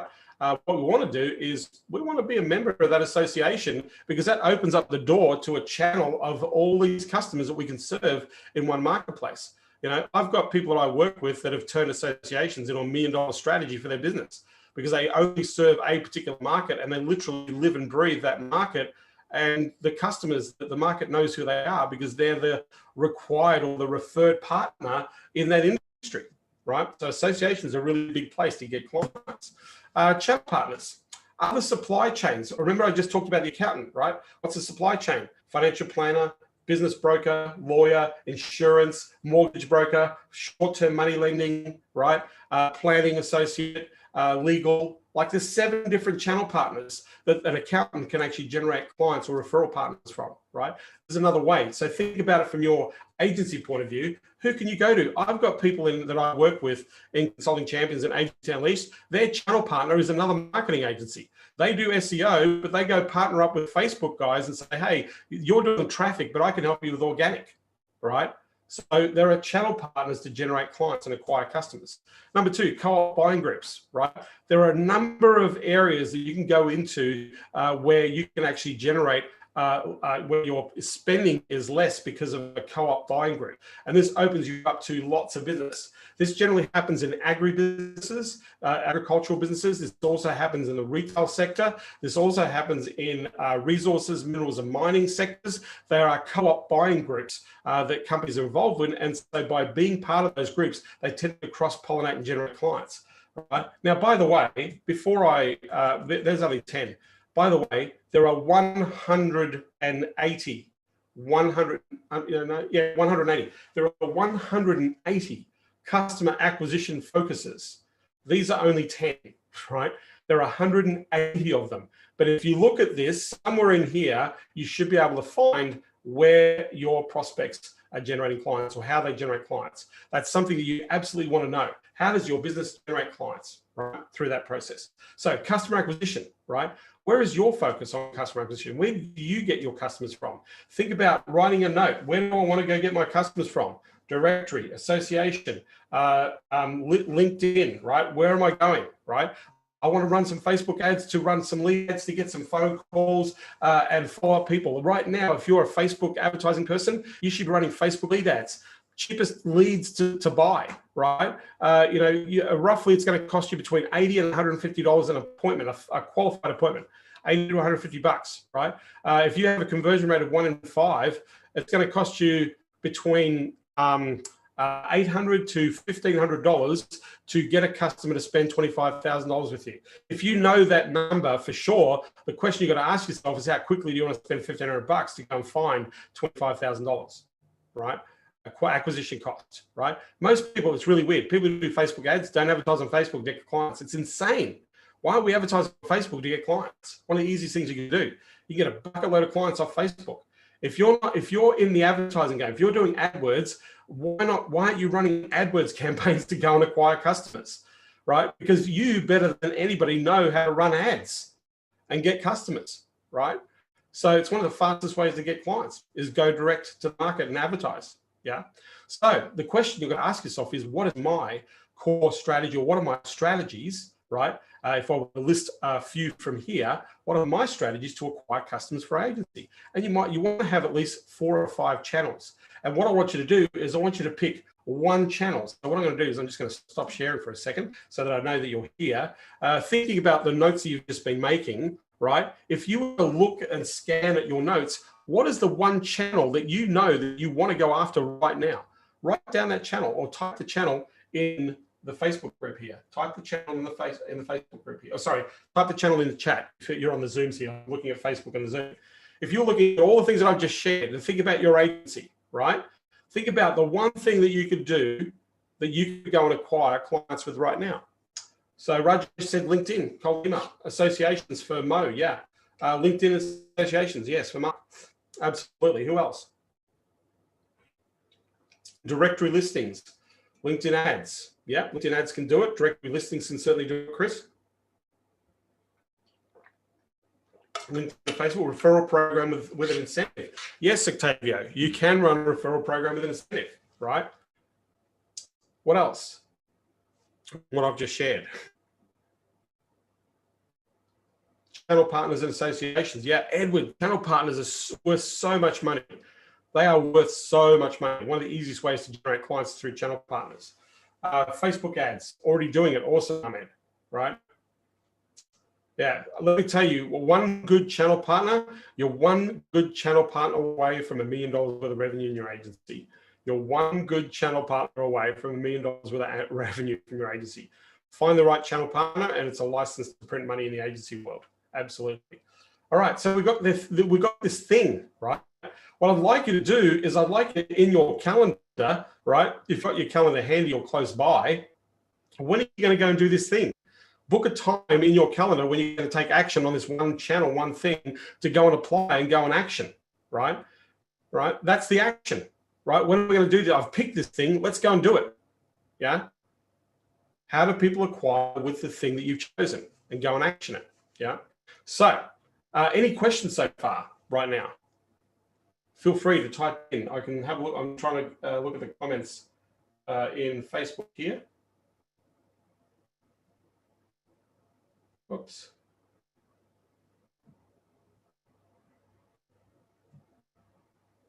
Any questions? Good motivation. Thank you. No questions. We're good. Thumbs up. We'll keep going. Rock and roll. All right. Thank you very much. What has been your best way to attract channel partners? Daniel Gow. So who's got my client base? That's the number one. I don't attract them. I go and engage them. I go and reach out to them. If I can bring value to them, if I've got a list of customers that I've been nurturing, if I've been prospecting, stuff like that, my reach out to a channel partner is, hey, are you interested in partnering up? I've got a whole bunch of customers in this marketplace that I've built as a list to reach out to. Are you interested in partnering up and looking at ways of perhaps opening up the door to bringing more customers to your business? That's one of the easiest ways for a channel partner to say yes to you. Whenever you've done that strategy, I've had channel partners go, yeah, absolutely, let's get together. It's the easiest door opener for a channel partner. So then you can sit down and say, okay, great, what are you looking for? Can we do a cross-promotional campaign for what we do? This is what we do. This is what you do. How do you acquire customers? Let's put an offer together. Let's run out. Let's see what happens, right? Let's share, right? It's one of the fastest and easy ways. By the way, right now, if you're going down the channel partner route, by doing this, I get more yeses. Like my conversion rate to yeses is through the roof. About 90% of the people that I reach out to for partnership say, yeah, let's talk about this. Let's do this. Right? 90% of the people in the channel partner range that I reach out to will say, yes, I want to do this. Right? Edward, I have the most difficult time trying to get agency clients with Facebook ads. So who's your target market, Ed? That's the first, number one thing. Who's your target and what's the converting offer that you're making? The reason why your Facebook ads aren't working is you're either not specifically targeting your audience effectively, and whatever you're offering isn't relevant to the market. So you got to make Facebook lead ads work, and that's what I would recommend if you're going to run Facebook ads. It's the easiest ads to run is be really relevant to what you do to help people get that result. So what problem are you solving with your marketing for a targeted market in the market? If you can do that, then you're going to get converting ads. Right, you should be having a 1% conversion on click-through. If you've got a 1% conversion on click-through, that, to me, that means that you're going to open the door to getting a bunch of leads. Right? So regenerative marketing. I didn't know what the regenerative market is. Oh, you mean stem cell, medical regenerative, or engineering regenerative? Stem cell. Okay. Well, if you're targeting the stem cell guys, by the way, in that market, there's probably only about maybe 2,000 or 3,000 people in the entire United States that you're targeting. You're going to have a challenge running ads to the stem cell market. That the market's not big enough, right? So that's a really big problem. Yeah. So advertising that market. If I know that there's 3,000 players in the market, Edward, I would just bombard them and go direct. If you're going to advertise to the chiropractic market, then there's tons of those. Then you'll get a lot more people responding, right? For me, small list, small group, I'd go after that market direct. By the way, those people spend a ton of money. The problem you've got with that market, Edward, is they're a bit dodgy. The FBI actually investigates a lot of stem cell medical practices. Many of them have been jailed because a lot of these practices skirt around some of the laws when it comes to marketing their services. So it is an area that there's a little bit of cowboy country, right? It's a growing area. That's not to say it's not going to go away, and that's not to say because we have champions that make millions of dollars out of that market, right? The problem you've got with that market is that there are too many issues, and you've really got to pick and choose or cherry pick to work with those players that are very, very serious about getting the result. So if that's your niche, then you need to be speaking at the Regenerative Marketing Conference, so everybody knows who you are, that you're the expert in this field, and they should be hiring you. Right, that's where you want to be. If you're advertising to stem cell market, use the ABM strategy. Yes, ABM is the way to go. Yeah. So yeah, Edward, I'd be broadening my range of types of clients to work with because that stem cell market is tiny, right? In America, it's like a few thousand practices, right? The revenue in that market is huge, but the number of practices is not very big. And by the way, a lot of that market, there's a lot of disinformation, misinformation, a lot of confusion around a lot of that stuff as well. So yeah, it's that's why they use the word regenerative medicine rather than running out and saying to people, we do stem cell, right? As soon as that word stem cell comes up, Facebook's all over you, they'll can you, yeah. So it's really, you got to be really mindful of how you target. So let's get back into rock and roll. What about prospecting using seamless AI data? So Octavio, my answer is yes. What about it? Yes. If it gets you leads, my answer is yes, right? If it gets you customers, or you can find decision makers, if you can do that with that particular model, then my answer is what about it? I think it's great. Let's go and do it. Let's do it, Octavio. So my answer to you is yes. So let's rock and roll and keep going. Next most important thing. So I just want to make sure. Oh. So just give me a thumbs up. You can see my slides. Thumbs up. See my slides. I can just see my slides coming out. We're good. All right. So this is the customer acquisition focus, right? The next step in this process is increase the average transaction. How do we get people to spend more with us per transaction, right? If we understand what the average transaction per client is, this also helps us to establish a budget. So I want you to really be mindful of what I've just shared with you in that statement, because if we can find out what a customer is willing to pay to acquire a customer, then we can establish a significant budget or an investment in budget to generate clients. The biggest mistake that most people make is they ask this question, how do I find out what the budget is? Well, one of my questions to people when I talk to them is, do you have an allocated budget right now? They go, no, I don't have an allocated budget, right? So, well, okay, so how are you acquiring your customers? And then they'll start saying, oh, we advertise in directories. Well, let's calculate what you do, right, to acquire a customer. How much money do you spend on Facebook ads? We spend, $4,000 a month. Great. How much money do you spend on AdWords? We spend another $2,000 on that a month. Great. How much money do you spend on directories? We spend about $5,000 on directories. Great. How much money do you sponsor a football team or sponsor a team? Yep, we spend $15,000 a year on sponsorship. Great. So right now we've just discovered, right, that over the course of the year you've allocated $300,000 to marketing channels and another $15,000 to sponsorship. So now you've established, you already have a budget. Most businesses don't actually realize how much they're spending until you start to stack it up. By the way, this is something that you need to be paying attention to, because it's a question you ask. You can determine what their budget is by looking at their behavior and their activity. If they have no budget, they're not spending any money in any area, then I would say, I think you need to go and choose another client. Right, you need to go and choose somewhere else. If they're not spending it, I've had people where they say, John, we don't spend any money on marketing. How are you going? Consistently growing, generating more clients, no money on marketing. Right? We are 100% referral. They're proud of 100% referral. Great. So see this company over here. Let me just Google them let's Google your business in the market. See all these guys here? They're all advertising, same market as you. They get referrals just like you, but they're running ads. Why would they be spending money on ads if they generate almost 100% of their business from referrals like you, right? They're the ones that are growing. You're stagnant, right? Unless you keep adding referral sources, right? You've got no control. There's no control in a business that doesn't do any marketing. So if they've got no budget or if they're not allocated budget, then you should say, I'm sorry, I can't help you. I'm moving on, right? These days, you need to find a budget. So I'm going to talk about how you use the money side of things or the anchoring of price so that they go, yeah, this is what I want to do. This is the value that I want to bring, right? So how do we increase the average?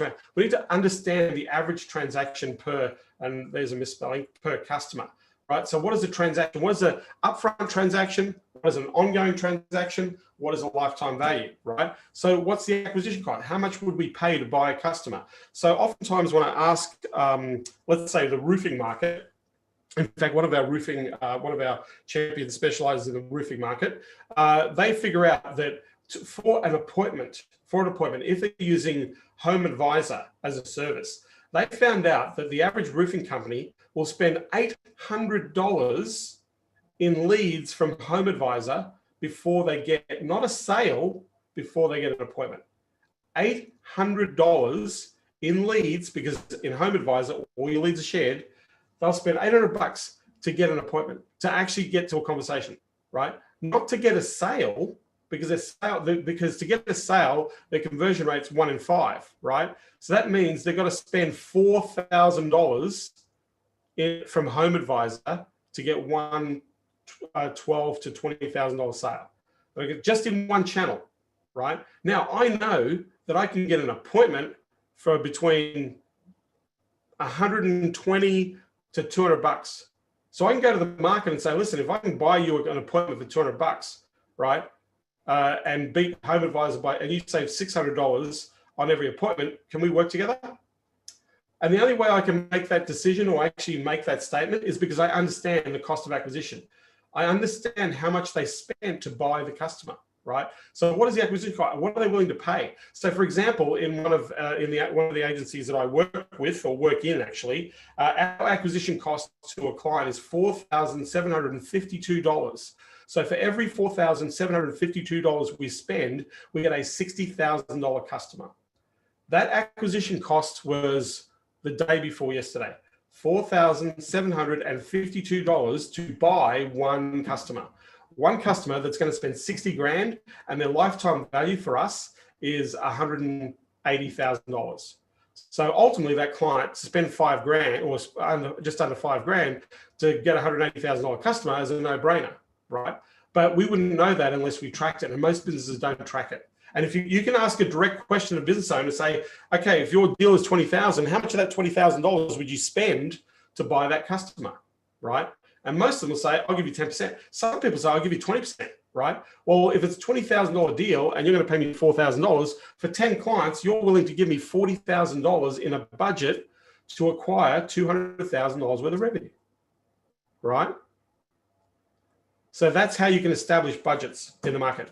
Price testing. Most people do not test their pricing. Most people here undercharge. Here's what I'm going to do for all of you.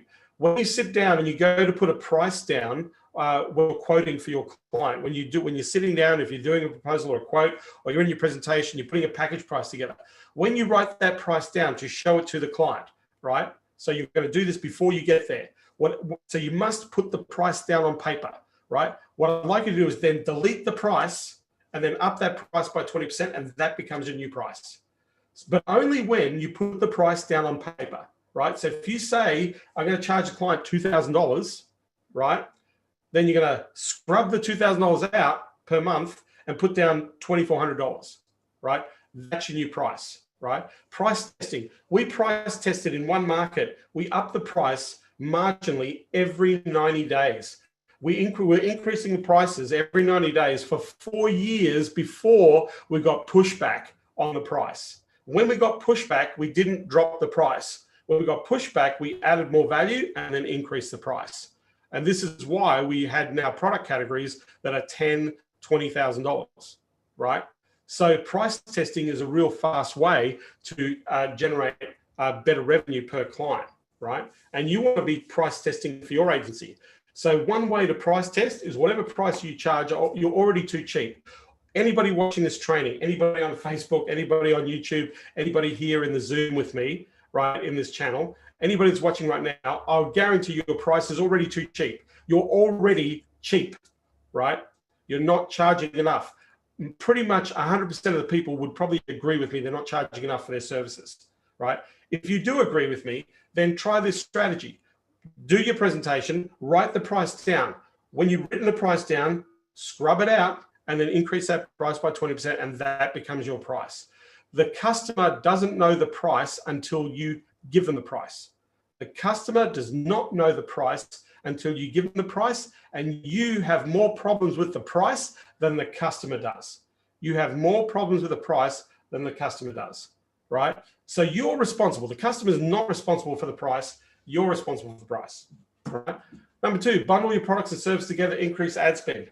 So one of the things that I always talk about is giving a yes or a yes proposition when you present in your agency, right? So for example, I think one of the people we spoke to yesterday, they did Facebook advertising, then they did lead management using Go High Level software, and then they had an appointment setter to set appointments from all the leads that came in through the system, right? So they had a bundle, a package, right? So they might sit and say, you know what, we can do 2 packages here. One, we can do generate the leads and we can manage the leads. And if you like, package number 2, we can generate, manage, and set the appointments. Which would you prefer, right? And so you can bundle or upsell, right, and get people to spend more by giving them options. What the other thing is for a pricing strategy, and I don't want to get into this too heavily because of the whole training that I do around pricing. But one of the other things with a pricing strategy or the psychology of pricing, if you have 3 prices, what you want to do is you want to make the lowest price a decoy disinterested price. You don't want people taking the cheapest. What you want people is to take the next step up. So it's increase the spend, right? Now, the mistake that a lot of people do, and I've done this in the past myself and other people done from pricing strategy, the mistake that most people do is I'll say, okay, the low price is $1,000, the middle price is $2,000, and the expensive price is $3,000. So they'll just go, or they'll go, so 1,000, 2,000, 2,000, 4,000. So they'll double price, right? But the problem with that is there's a bigger divide between the lower price and the middle price, right? The divide is too big. So the sweet spot in the divide in the 2 pricing structures is roughly 20 to 30%. Roughly 20 to 30% is where you want to look at the sweet spot of the price increase. Right. So as a bundle, if you're bundling services together or bundling products together, this means as the client spends more, your increase in average spend goes up, you make more money, there's a compounding revenue opportunity there for your business. Next, upselling strategy, right? What is your strategy to add value in the relationship? So I'll give an example. So I had the good fortune of working with a major banking group. And so this was Chase Bank in the United States. So we had Chase as a client, and the division that we were working with in Chase was in their product development, in the product development and banking, or their banking products department. I had an agency. We spent a lot of time talking to banks all over the world, but our key superpower was, how do we get the banking customer to buy more products, right? So when we sat down with Chase, one of the thing that we found is, on average, and this is going back a little while, but on average in the Chase banking ecosystem, the average client would have roughly between 2 and 4 products that the bank would offer. So what does that mean, right? They might have a personal loan, they might have a credit card, they might have a savings account, they might have a direct debit card, they might have a business loan with them, they might have their mortgage, they might have, but they'll have between 2 to 4. The majority of customers had 2, right? But here's the thing. We sat there and we looked at, how do we get a customer, right, to actually, our goal is to get every customer to have 6 banking products at Chase within 6 months. 6 banking products at Chase within 6 months. So if you open up a bank account with Chase, the first thing they're going to do is give you multiple additions to your current bank account. That's the first thing. So immediately you take 2 products, not 1. Right, immediately you take 2. If you're a business owner, right, your personal business banking person is going to encourage you to take up at least 6 products in the first 6 months of you transacting with Chase, because Chase know that if they've captured your wallet share in multiple products, it makes it very hard for you to leave. So their upselling strategies at number 1, they always bundle number 1. And then what they do is they keep upselling, upselling, upselling. So the average transaction, the average return per customer dramatically improves. That's how you actually build revenue or increase the average transaction per client, is how do you add value that is relevant, right? So are you upselling to build the average customer revenue as part of transaction? Number 2, cross-selling. Now, what cross-selling means is there's this situation. I don't know if you've, so I'll talk about one of our champions. They run a full service agency. So they're award-winning, full service, have been in business for a while. They're a multi-7-figure agency, but they've got their clients and they're known for some core service they provide. So they're really good at developing web design and web development strategies. They also do traffic as part of their mix, and they're very strong on social media in their market. But they also provide other services, right? They have other areas that they can provide. They do media buying, they do a whole bunch of stuff for their clients. But I asked this question: have they ever been in a situation with their agency where they've got a customer, it's a really good customer, the customer's been with them for a while, spent lots of money, has spent a lot of money, and then you notice that the customer all of a sudden is doing Facebook advertising. Now, they do Facebook advertising, but you notice the customer's running Facebook ads, right? And so you go to the customer and you say, hey, we could have helped you with those Facebook ads. And the customer says to you, oh, well, we didn't know that you did that, right? And that's a common thing. The thing is that we didn't know that you did that. I'll give you another example of the same thing. We had a client that we were working with. This is a major printing company, print management printing company. They had an office in a central business downtown location. And it was like big windows, big sign. Here we are, super print company, right? Big windows, right? Big signs. And around them, they had major corporations, big office blocks and corporations. And what they would do, they would manage print, right? They would print business cards, stationery. They would print reports, folders, all sorts of things for their clients, right? For direct mail pieces and campaigns. That's what they did, right, in the market. That's what they did for their clients, right? I'm just going to make sure somebody's unmuted. I'm just going to make sure that you're all muted. That's what they did in the market, right? They printed. Now, there's all these big companies. So I sat there and said, great, how many clients you got around you? So we've got hundreds of clients around us. Okay, great. Well, we've got hundreds of clients, but you're telling me that, it's been an average year, right? I mean, you've got all these businesses around you, right? Obviously, they know who you are because you're right here on their doorstep, right? But you obviously need more revenue. So what we did was we actually took their sales team and their front office person, and we went for a bit of a walk. And what we did was we just took our business cards and we took their business cards. And I said, this is what you're going to do. You're just going to rock into the thing and just say, hey, Just want to quickly introduce ourselves. We're down the road here from ABC Print Company. Just want to say hi. Look, here's our card. Here's our current pamphlet. And they gave it to the secretary, the front office receptionist within the office, right? So they didn't go into the business, they just went to the person at the reception, right? And then what they do is they grab, normally at the reception, there'd be business cards. So they would grab the card of the marketing director or the managing director, or they would grab a card, right? But they would say to this person, say, hey, just introducing ourselves, just saying hi, just grabbing a card, dropping our card. We're down the road. We're just down the road here, right?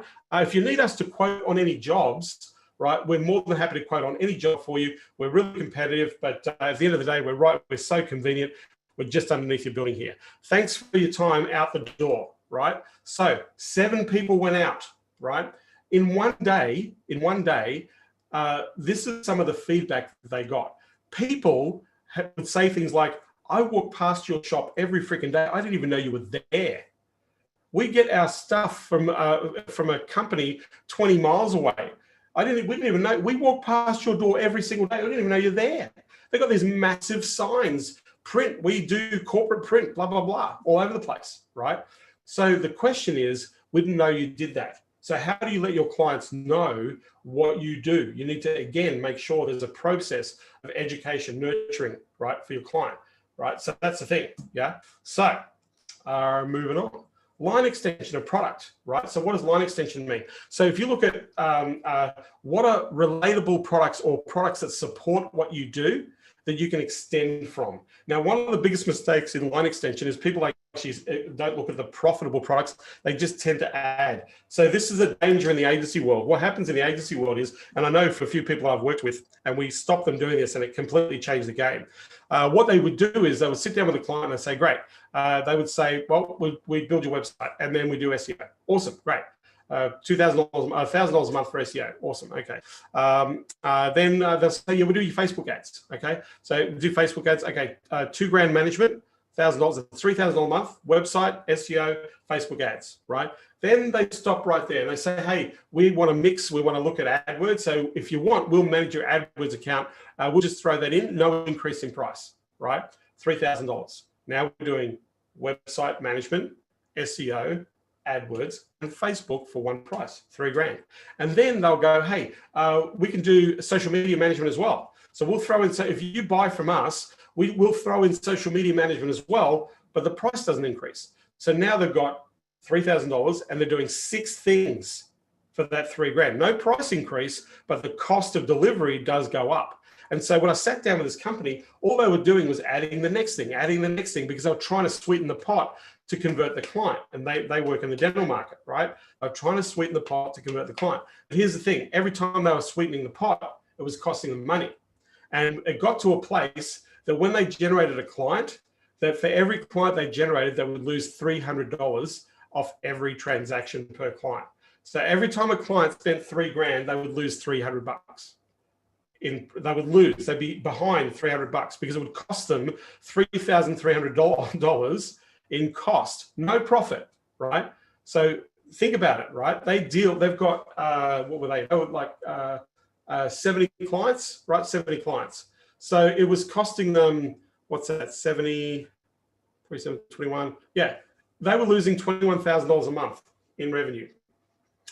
They were losing $21,000 a month in revenue from all their customers because they had the wrong pricing structure. So the line extension of product, it must be a profitable line extension. If you're going to run more products, you need to price. Like I said before, you buy one funnel, that's the price. You buy 2, it's the same price again for 2, right? It's a plus price, not I will do 2 for 1, right? You buy the 3rd funnel, it's another price because it's another system. If you're doing ad campaigns or Facebook ad campaigns and you're promoting more than one product, that means more than one management structure, more than one campaign fee for the service you provide, not one campaign fee to do all marketing and advertising, right? So this is where people get caught. So I'm just going to stop sharing here for just a second. I'd love to answer your question.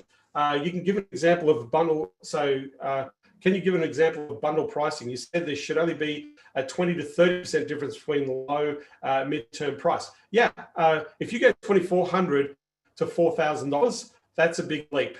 that's a big leap because you're almost doubling the price. What you should be thinking about, Howard, is I'm probably more looking at 2,400. I'd probably be looking at 34, 3,500 would be the next price up, right? And by the way, if you look at 2,400 as a price, if they're paying 2,400, they'd be willing to pay 2,900. If they're paying 24, you could probably increase that price to 29. And it's still under $3,000, right? So that extra $500 really isn't a big jump in terms of the pricing strategy. The other part of that pricing structure, the big one you can double. The one that is the highest price, that's the one I would probably double or triple, right? Because that's the enchilada. So the idea is you're trying to make the price in the middle the most attractive price, the upsell. Right, that's the one you're trying to make attractive, but you've got to be very careful. There's a balance, right? If you go too heavy on that middle price, then there's a big leap, right? You're going to go, oh, I've got to look at the value proposition to do that, right? So then you need to anchor the middle price to the result. You need to anchor. We're getting into the weeds of pricing strategy. I do a whole training on pricing for my champions, for the people I work with in champions.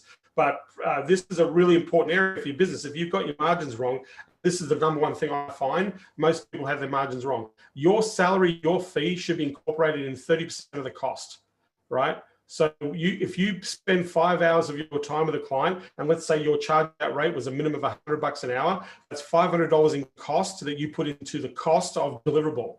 And so then you want to put your profit on top of that. So if you're charging $100, you should be retailing it for $300. So you're $300 at retail. When I worked back in the day for McKinsey Corporation, they were paying me a salary of roughly $175 in the day, $175 an hour. They were charging me out at $800 an hour, right? They were paying me $175 an hour. They were charging me out at $800 an hour, right? I was the cost, right, in that process. So you are a cost. You should be incorporating your price point of your time. If you spend 5 hours on a client per month, how much of that 5 hours is built into the cost of what you deliver? And that's not profit, that's cost, right? The difference between profit and cost. Cost is what you shell out. The profit piece, the bit that is left over, is your gross profit, right? If you need to have a conversation, go and talk to your accountant. Tell them to walk through what a profit and loss statement looks like so you understand the difference between cost, profit, expenses, all those sorts of things. Really important education. Go and pay for an hour's time with your accountant and really drill into your profit and loss. These days with technology, you should be able to see profit and loss within minutes. I could literally go to my, I can check my profit and loss on my Apple Watch. I can literally go straight to zero and see my P&L for today, right? Know your numbers, yeah? So line extension example was great. Any other takeaways from what I've just shared? Any other takeaways from what I've just shared?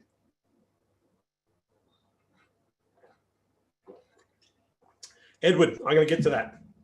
I'm going to get to the buying triggers I'm going to get to the buying triggers in this training. We will get to that. Absolutely. You'll be surprised at what those buying triggers are.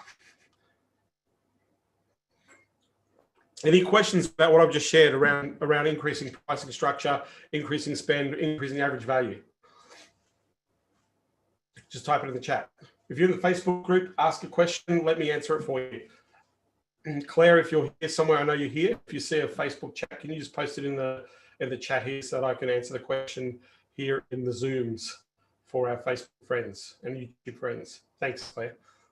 Any other questions? Biggest takeaway from what I've just shared in this section of increasing average transaction or transaction per client. Biggest takeaway, if you can just type in the chat, that'd be great.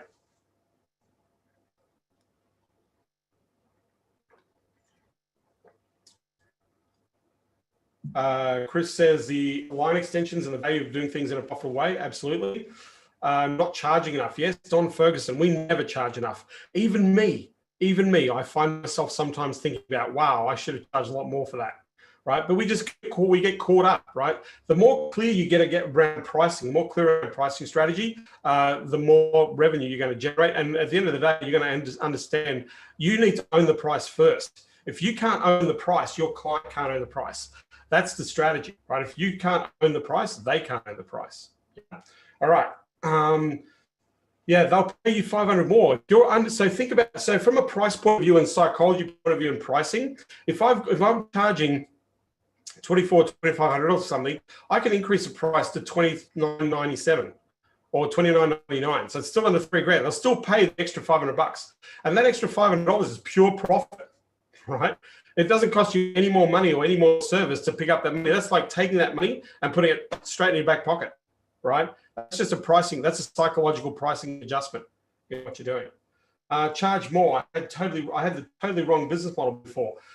Been there, worked more, got more clients, made less money. Yeah, you really need to look at your margins. Margins is what kills most of the agency business. I can tell you, I've seen some profit and loss statements that made me cry when I looked at them, because I'm sitting there looking at this thing and going, running a $10 million business and you're losing $1 million. You know, you're running a $10 million business and you made $1 million loss. How on earth do you get there in business, right? That's not sustainable. Because if you do that for the next 3 years, that's $30 million. You're going to lose $3 million. That's $30 million worth of transactional revenue going through the bank accounts of a company, right? And they're losing $3 million over 3 years.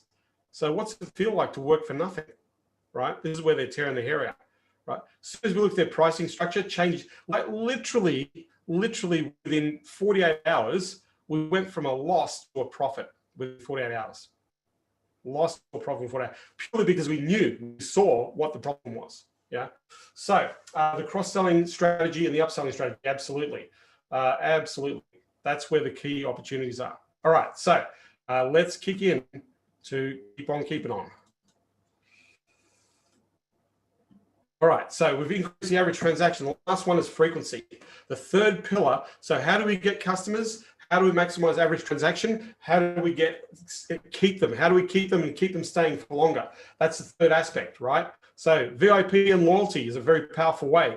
What are some of the special dispensations that you provide? So one of the things that we did with one of our agencies, if we said, so to keep frequency, instead of getting them to sign a 12-month agreement, we got them to sign a 3-year agreement. But how we got them to sign a 3-year agreement was we gave them fixed pricing. So for your loyalty, we'll not increase the price from this moment for the next 3 years. So you're going to get the same price. You're going to save over 3 years. You're probably going to save about 15 to 20% over 3 years, right? So if you want to commit to 3 years, you can sign up now and we'll give you fixed pricing, right? That was how we got clients to pay us for 3 years. And some of them paid 3 years in advance for Facebook advertising and lead management. Facebook advertising, not month to month, 3 years. Right. The other thing is when we looked at frequency, we looked at what the average person does in our market is you offer deals like 30 days trial, 2-week trial, 90 days project. We'll see what happens after 90 days. And what happens is that's how long the client lasts. You tell the client you're going to work together for 90 days, and that's how long they're going to be, 90 days, right? You work with the client if you tell the client this project is a 6-month project, guess what? It's a 6-month project. The client will leave after 6 months. If you say to the client, hey, we've got a year business development program, now that's a different way to position what you're doing. This is a 12-month business development program, and your investment in that program is $60,000. And you have 2 choices. You can either pay up front, save a bit of money, or we'll finance it for you. You get to choose. But they're not investing $5,000 a month. They're investing $60,000. That's what they're committing to, right? So this is a loyalty. How can we actually incentivize loyalty, right? Offer longer engagements, which is what I just talked about, right? Next, sell by project. Not everything has to be recurring revenue. Recurring revenue is very sexy, but recurring revenues is a receivable scenario. And what I mean by receivable, remember we had at the very beginning of this year, this little thing that we call the pandemic, right? In the first 2 or 3 weeks in pandemics, most agencies lost between 30 to 50% of their customers, their receivables in literally 1 day. Like when things shut down, when things got real, like within a few days, clients just left. Sorry, we'll put on hold. We're not going to do this anymore. We're going to pull our marketing and advertising. We're out, right? And because the client was on a monthly receivable or monthly retainer, that was a receivable. And so none of that money was realized. Now, admittedly, what happens is 4 to 6 weeks later, they all came back again for a lot of people in the market. those people came back, right? So this is why a lot of agencies had a bump in revenue and a bump in sales, because they not only got to keep their clients coming back that they decide who opted out, but they started to pick up new ones, because the panic was, I've got to go get new clients to replace the ones we lost. So they started getting active and generating clients, and lo and behold, they had an increase, right? Right now, on average, in our industry, we're seeing a 20 to 30% increase in revenue on last year in the middle of the pandemic, right? 20 to 30% revenue increase this year on last year in the middle of this pandemic, right? So instead of taking everything as a receivable, offer for people to pay upfront the whole thing, right? We do an offer. So for example, an average funnel is 60,000 a year. That's an average funnel, $5,000 a month. And this is how we do it. Say, hey, so the $60,000 investment in the Facebook management campaign, the lead management campaign, you can do it two ways. You can either pay for it up front and you can save 10%. So instead of paying us 60 grand, you can pay us $54,000, right, up front, or right, we can finance the project for you. Which would you prefer? So you're going to pay $6,000 more or $6,000 less. Which would you prefer, right? 20% of the people that we offer upfront payment to pay upfront. They'll pay for a year management fee all upfront, right?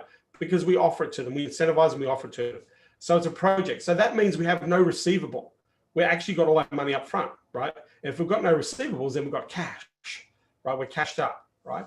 So that's the other thing. So sometimes sell by project.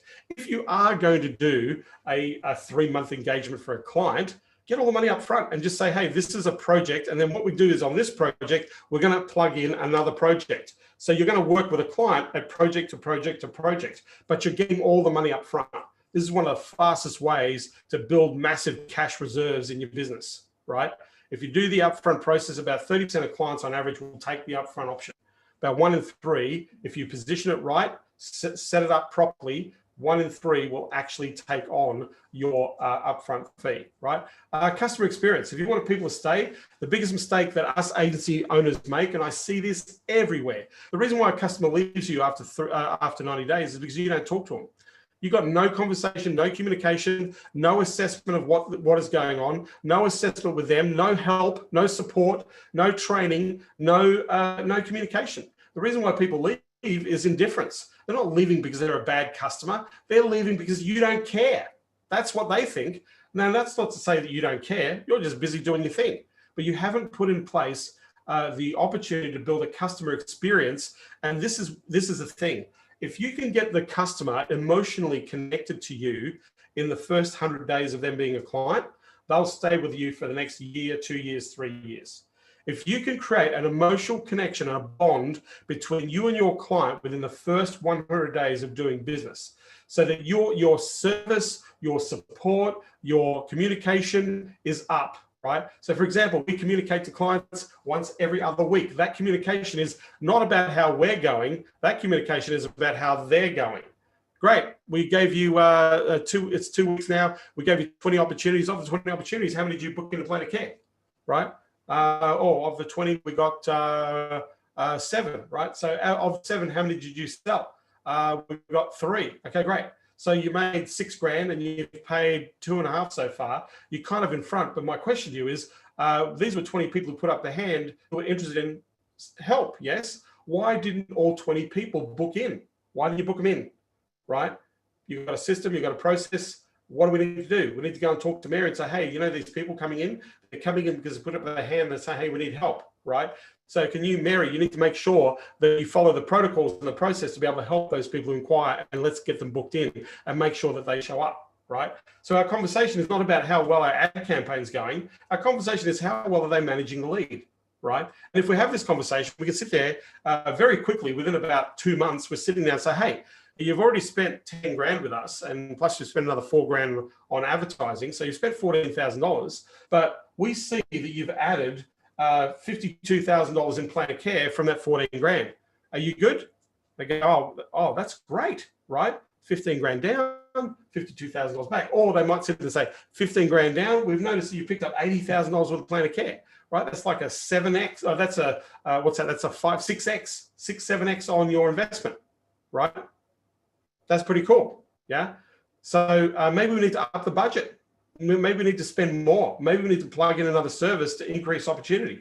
Because if we're making this kind of money with only that type of spend, then imagine what happens if we improve or increase.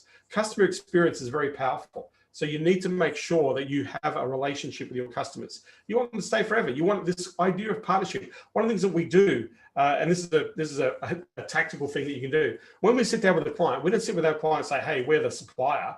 We sit and say, hey, our whole focus is to add value to your business. And we want to develop your business. We want to be able to build the tools and resources and the support that actually do the very thing you say you want to do. And we want to be a plug-in, a predictable plug-in that supports that evolutionary growth, because you're going to change and we're going to improve and we're going to give you more, right? We're going to work together and you're going to invest more through this process. This is a partnership. So what we want to do is we want to do what we do really well, and that is to give you the optimum result that we can. We want to test, measure, we want to optimize, we want to improve and have that improvement assessed and work together with you so that you're getting much stronger results. What we need you to do is we need you to be great at helping those customers that we send you. So the question is, can we partner up and work together to live and breathe that ethos, that ideal, right? That's putting aside price, that's putting aside the money, that's the intent. The intent is, I want to be great for you, but I want to be great at what we do to improve that outcome for you. And if we can do that, and then we can make you great, you be great at delivering what you do, then this is going to be awesome, right? This is exactly what you want. You want somebody who's in support of predictably helping assess and grow and add value and build an asset. And I want to be here for a long time, not a good time, right?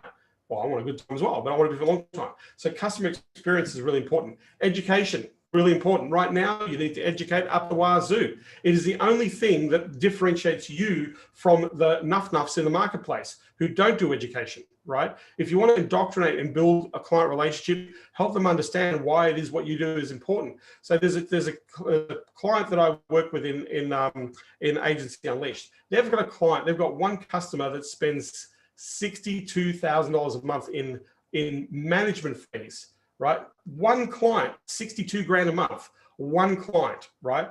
When I initially helped this person through the process of getting this client, they went, wow, this is awesome, right? One client is like having 15 clients with one client, right?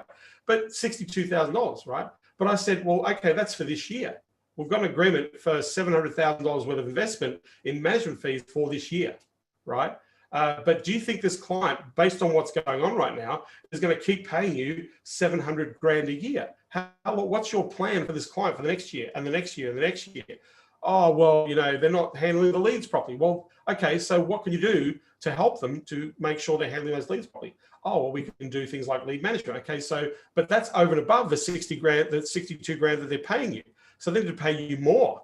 They need to pay you maybe another 20 grand a month on top of the 62 to build in a system to manage those clients' opportunities for your business. But we need to present that as a solution that is relevant to their experience. And if we can do that and educate them, then they might up the spend from 62 grand a month to 80 grand a month. How cool would that be, right? And the other thing that we had to do is we need to go and get another 2 or 3 clients like this one, so that if this person leaves, you don't lose all your business, right, in that process. Right? So education is really key as part of the process. Training is very important, right? We provide training as a product category, right? In the agencies that I work in and that I've been part of and partnered with, we provide training as a product category, as a purchase product category. If you're not going to do this, buy our training program that gives you the ideas of how to do this for yourself. And we charge them $10,000 for training. If they want to hire our in-house success team to come to their office and teach them how to handle inquiries, we charge them $10,000 for the training. We charge for the training. We don't do it for free. We charge for it, right? And they buy it. They buy it to the tune of $3 million a year just in training products, right? So training also builds indoctrination. In fact, most of our clients, the majority of our great clients, are the ones that go through the training, right? So community, if you can build the community around your clients, some of the agencies that I work with do this really, really well. We've done it very, very well in the agency that I work with, that I'm in very closely. We've done it exceptionally well. But some of the agencies I work with build a community around their customers. If you're building a community, people will stay for the community. They don't want to lose out. They don't want to leave, right? So if you no longer work with them, they're going to kick you out of that community. So how do you build, like if you're building a niche market, and I work with a lot of people who are very strong in niches, they have lots of clients in that niche. The idea is to build a community of clients that they share, collaborate, right? That they're part of a process, and that keeps them in. Frequency or keeping them in community keeps them longer. The longer you keep the client, the more compounding revenue you create, right? Tools and resources. Give your clients tools and resources. Now, I'm not suggesting that you give it to them for free. There are some things you can give your clients for free, but the majority of times I'd charge for tools and resources, right? You want to hook them in. We have a tool and resource that they rent. We don't sell the funnel, we rent the funnel. They don't own the ads. They don't own the ad management account. They don't own the funnel. They don't own the emails. They don't own anything. They rent it. They're paying us $5,000 a month to rent the funnel, to rent the ads, to rent the actual automation, to rent the lead management system, to rent, right? Not to own. If they stop advertising and stop paying us, we kick them out. They lose everything. Hey, we're generating 30, 40 grand, 50 grand, 100 grand a month for your practice, right? You make an investment for us between $6,000 and $10,000, right? You stop paying, that $30,000 to $100,000 leaves. And in 3 months' time, you're going to lose $90,000 worth of patient revenue or $300,000 of patient revenue. And you've got to figure out how you're going to get that back with somebody else. So we capture, right? We actually own the asset, the IP. We rent the funnel. We don't build the funnel. Biggest mistake most people do is build a funnel for their clients and give them the funnel. What's the client going to do with the funnel? They can't do anything with it. They can't change it. They can't do the automations. They can't do anything with a funnel. They just got a funnel. And if that funnel's not being tested, improved, modified, right, then that funnel is going to be useless. How do you know you've built? My friend Russell Brunson has this saying, you're only one funnel away, right? I'm 600 funnels away from my one funnel away, right? I'm 600 funnels away. In fact, in my ClickFunnels account, I think I've got 700 funnels, about 700 funnels in my ClickFunnels account, right? One funnel away. Well, you've got to have a pretty awesome freaking funnel. It's got to be dialed in. And that funnel never stays the same. It's always improved, right? People ask me, like, I've paid $50,000 to $100,000 for somebody to build me a funnel, right? I know that I can go to ClickFunnels and build a funnel easily.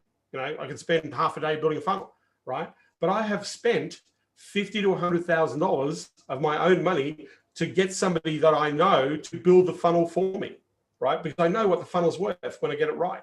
Yeah. So I understand frequency is key.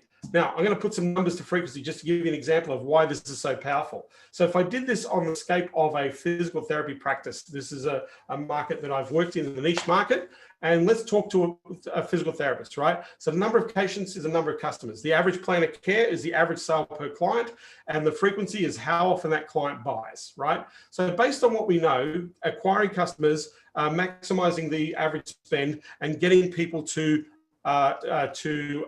stay or buy longer, right? If we're only to make an improvement of 10% in each of these categories. So for example, my question would be, can we get 10 more clients over and above what we're doing right now by looking at some of the ways that we acquire customers? Only a 10% increase in clients, right? By the way, this is a formula you can use with your clients. If you understand this formula, you can actually share this and do it with the customers. Say, great, how many customers are you dealing with right now on an average month? And they'll go, oh, we've got about 100 customers. Great. You think we get 10 more? Right? Let's go 110, 10%, right? Now, if we were to increase the price by 10%, no packaging, or we could put a package in there, we could bundle up, but if we just increased our price by 10%, we would go to $990. So we have the number of patients that we have is increased by 10%, and the average price will increase by 10%. We've got 110 by 190, right? Now, if we, for every 10 customers, was able to generate one more referral, or could we get the customer in the year to come back for another service we provide to buy a plan of care? Not every customer, just 1 in 10, by educating, by re-engaging, by reoffering. By the way, we know the numbers. It's actually about 30%. 30% of customers will come back for another purchase, another plan of care within the year. We already know that for a fact. So it's really 3 in 10, but we're asking 1 in 10. So if we focus on some frequency factors, education, nurturing, build that relationship, can we get the client back in for another transaction, right? For a plan of care, right? The idea would be 10%. So for every 10 customers, 1.1. So 110 by 990 by 1.1 equals, right, $119,790, right? That's an extra $29,790 in revenue by just increasing by 10% number of patients, 10% plan of care, and 10% frequency. And it's not an additional number. It's actually a 33% growth in revenue. It's not an additional number. It's a 33% impact in revenue. Now, if you go and show this to a client, and if you worked with bigger numbers, I've sat down with clients and said, great, based on these numbers, even a 5%, 5%, 5%, we can see $100,000 a month. That's 1.2 million in a year. That's 3.6 million over the next 3 years. My question to you, Mr. Prospect, Mr. Customer, is it worth taking our plan and chasing that 3.2, 3.6 million over the next 3 years? Yes or no? So it's a very powerful demonstration of your client's numbers. I'm going to talk a little bit about this in tomorrow's training. It's a very powerful demonstration of your client's numbers, right, in how you use this to close a deal, right? So what I'm going to do is I'm just going to stop sharing for a second. We are all here. Questions, right? Who thinks this is a cool formula? Just give me a 1 if you think this is really cool. We've got a few thumbs up. We got a 1. Yeah. What's the biggest takeaway so far? Think about your business, right? Think about more customers. How do we acquire more customers? Think about the average sale. How do we generate an increase in average sale? Think about the frequency. How do we get the client to spend more money over a longer period of time, right? Mark's like, one, right? You know, 33% growth. Yeah. 30, by little changes, 33% growth rate, right? This is huge in terms of what we're doing. So far, we've covered a couple of things. We've got pragmatic, built a plan, right? That's number 1. Number 2, we talked about 2 acquisition strategies, right? Go back to past, re-offer, go to the new, pick the familiar list, make an offer. So this is what we've done so far. We have one more training section to go through. I'm going to share with you, and that is the buyer's journey. I'm going to go through that in a second. But number 1 takeaway, make it a project, not a receivable. Yeah, make it a project, Kevin, absolutely. Because you get the money up front. By the way, the bigger the company you deal with, the more likely they are to pay for the whole thing up front. I know Edward Tay, Daniel Gow, and your team, you started asking clients to pay up front, and people started giving you all the money up front. You didn't have to wait 3 payments or 4 payments or 6 payments. They paid you in advance, but only because you asked for it. They wouldn't have paid you in advance if you didn't ask for it, right? It's a crazy idea, right? And oftentimes, the bigger the company, they don't want to do monthly payments. They'll go, yeah, I'll pay for the whole thing right up front. I've got champions that I work with that have got deposits from clients, $100,000, $250,000, $400,000 up front, because they're not going to pay time. They're going to go, great, I'm going to allocate. This is the project we're working on. We're going to allocate this budget, right? The person I just mentioned who closed a $62,000 deal a month, the client paid $400,000 up front first, right, as part of that project. That's nearly $500,000 cash up front. They were a big company, right? Didn't think twice about writing the check and doing the transfer, right? Didn't think twice about writing the check or doing the transfer. So that's the thing. Receivables, right? You want to minimize receivables. I have one of my mentors, a guy called Dan Sullivan, who runs Strategic Coach. He's probably one of the most recognized coaches in the world, business coaches in the world.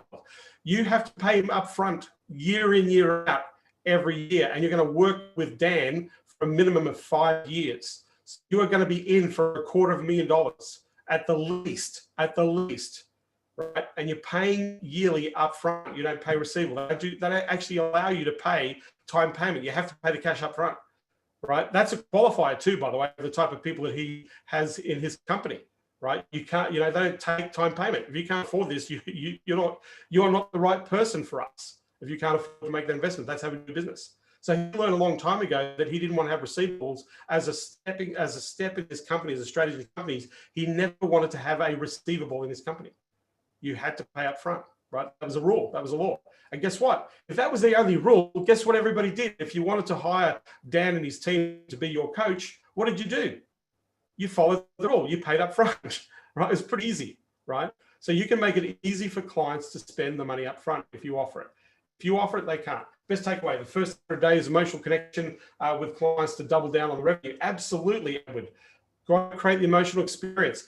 Thank your clients. I'll give you a couple of tips on creating emotional experience here. Number 1, whenever somebody buys or whenever somebody invests in marketing services, we hop on this crazy device that we all live by. We hop on this device here, right?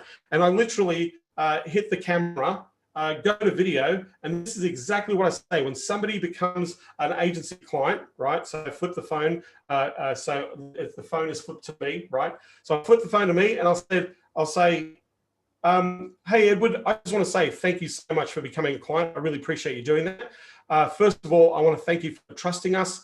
I'm super excited. Our team is going to get together. We're going to build that first process with you. But more importantly, we want to smash it out of the park. And I just really wanted to sincerely thank you and appreciate the fact that you've made this investment. Thanks for doing that. See you later, Edward. Boom, I'm out.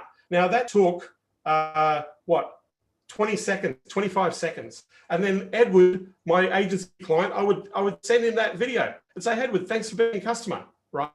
In fact, I think, Edward, you got one of these videos from me when you invested in my coaching program, right? So I would say, hey, man, thank you. I really appreciate you doing this. It's great to have you on board, right? You know, so it's a really small thing to acknowledge somebody, to say thank you for making the time. That's number one. Number two, right, depending on the size of your clients, would you go and spend $50? If a client's going to spend 12, 20,000, 30,000, 100,000, would you go and spend $50 to do something sincere, right? Not just for them, maybe for their team, right? One of my favorite champions, Adam, this is what he did. So he would ask the client to take a photo of the whole team. He says, hey, we like working closely with the team, so we get to know each other. Can you do us a favor? Can you just go into the office there with your iPhone, take a photo? If you can just text me that photo. And so they would do that, right? Your client would go, yeah, I'll get to the photo. So send a photo. So what Adam used to do is he would go to a print copy shop down the road, and they would take that photograph and turn it into an acrylic painting, like an acrylic print. So it didn't look like a photo. It looked like somebody had watercolor painted the team, right? And then he would frame that up. It would cost him $200 to do this, by the way. It was a $200 deal, right? So then he would frame it up, and then he would have it couriered and delivered to the office. And with that would be a really nice card and said, hey, I just wanted to say, I want to thank you for being part of our family. Your team now are part of our family and our company. Our goal is to deliver outstanding service and outstanding product, and we want to do an amazing job as part of what we do. We just wanted to say thank you, and it's always nice to see our family, our team, and so we hope you like the idea of having a team somewhere up on the wall with you. Now, of course, in the frame, this photograph was presented to this company by Adam's agency. Right, so it's like everybody comes in and goes, "Wow, that's an amazing acrylic. It looks fantastic."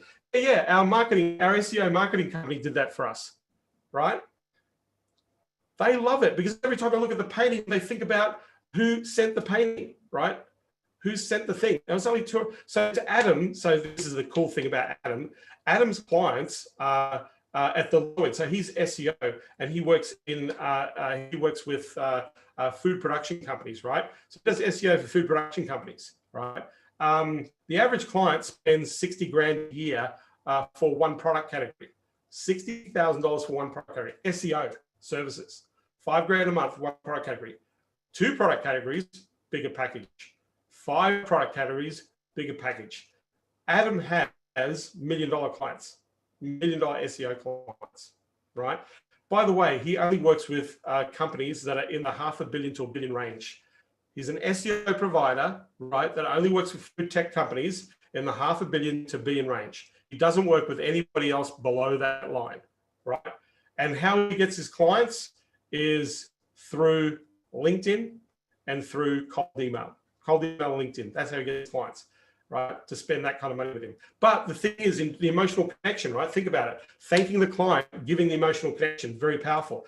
You don't have to go to the extreme of Adam. I've done some pretty cool stuff with clients along the years. The thing is to be sincere, right? To be sincere, to be acknowledged, to be thanked. Most people don't get a thank you, right?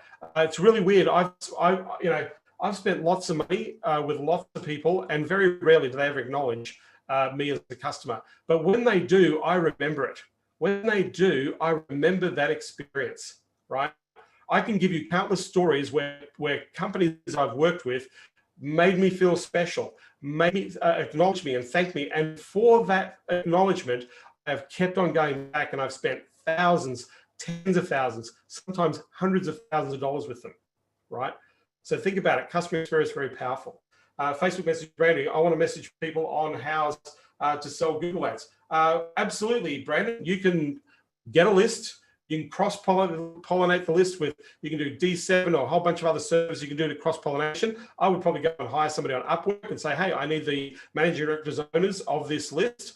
I need their emails, and then you can go and generate them very easily. I'd scrape the list, and then I'd go and use a bunch of other things like Hunter.io and a few other services, and then I would actually run out there and build a list of people in-house. Plus, you can do categories, you can do niches, you can actually get their emails, their websites, phone numbers, all that sort of stuff in a spreadsheet. So to answer your question, Brandon, absolutely, absolutely. So this is the fun part, the buyer's journey, right?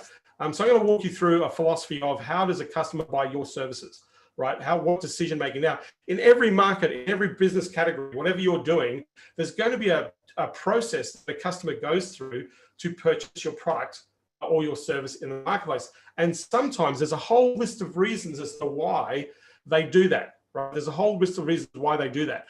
But here's the cool thing about the buyer's journey. You can manipulate the journey. You can set the agenda. Manipulation is not the right term, but you can set the agenda for the journey. You can draw a customer in to the buyer's journey and speed up the sales cycle by doing that, right? So this is a understanding the customer, right? Understanding why they buy, understanding why they spend, understanding what the problems are. It all starts with that understanding. That's going to give you the predication to why they buy, right? So, and the other part of this, I'm just going to take a bit of a sip. The other part of this in what they buy is there might be circumstances, pre-existing conditions, new conditions. Right now, we have this condition called a pandemic. This pandemic has impacted on lots of businesses. Even at a government level, there's legislations that have changed to enable businesses to operate differently. Associations and industries have made different charter changes to accommodate the impact of a pandemic. And this has forced people, opened up businesses and industries to make decisions to go and spend more money on online marketing, right? More money on Facebook ads, more money on rebuilding websites, more money. For example, some of the champions I work with, in fact, one of the people in Agency Unleashed recently helped a client to acquire a subsidy from the government to go and rebuild their website at $20,000.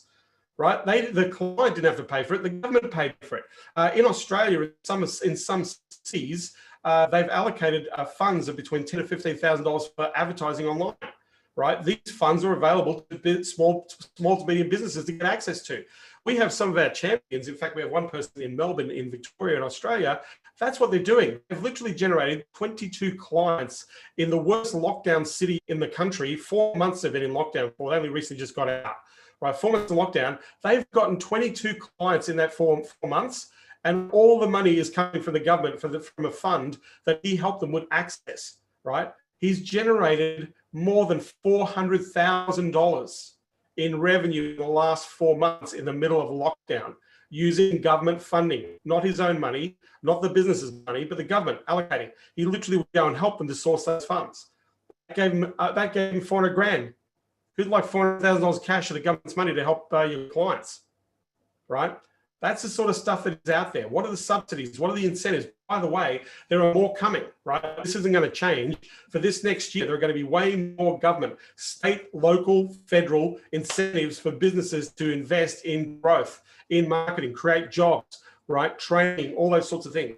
So there are predicators, there are things that have an impact on engaging the decision-making process to buy. So I'm going to walk you through some of that sort of stuff in 30 seconds, right? So just if you're with me and everything's cool, just type 2 in the chat. Just type 2 in the chat if you're with me.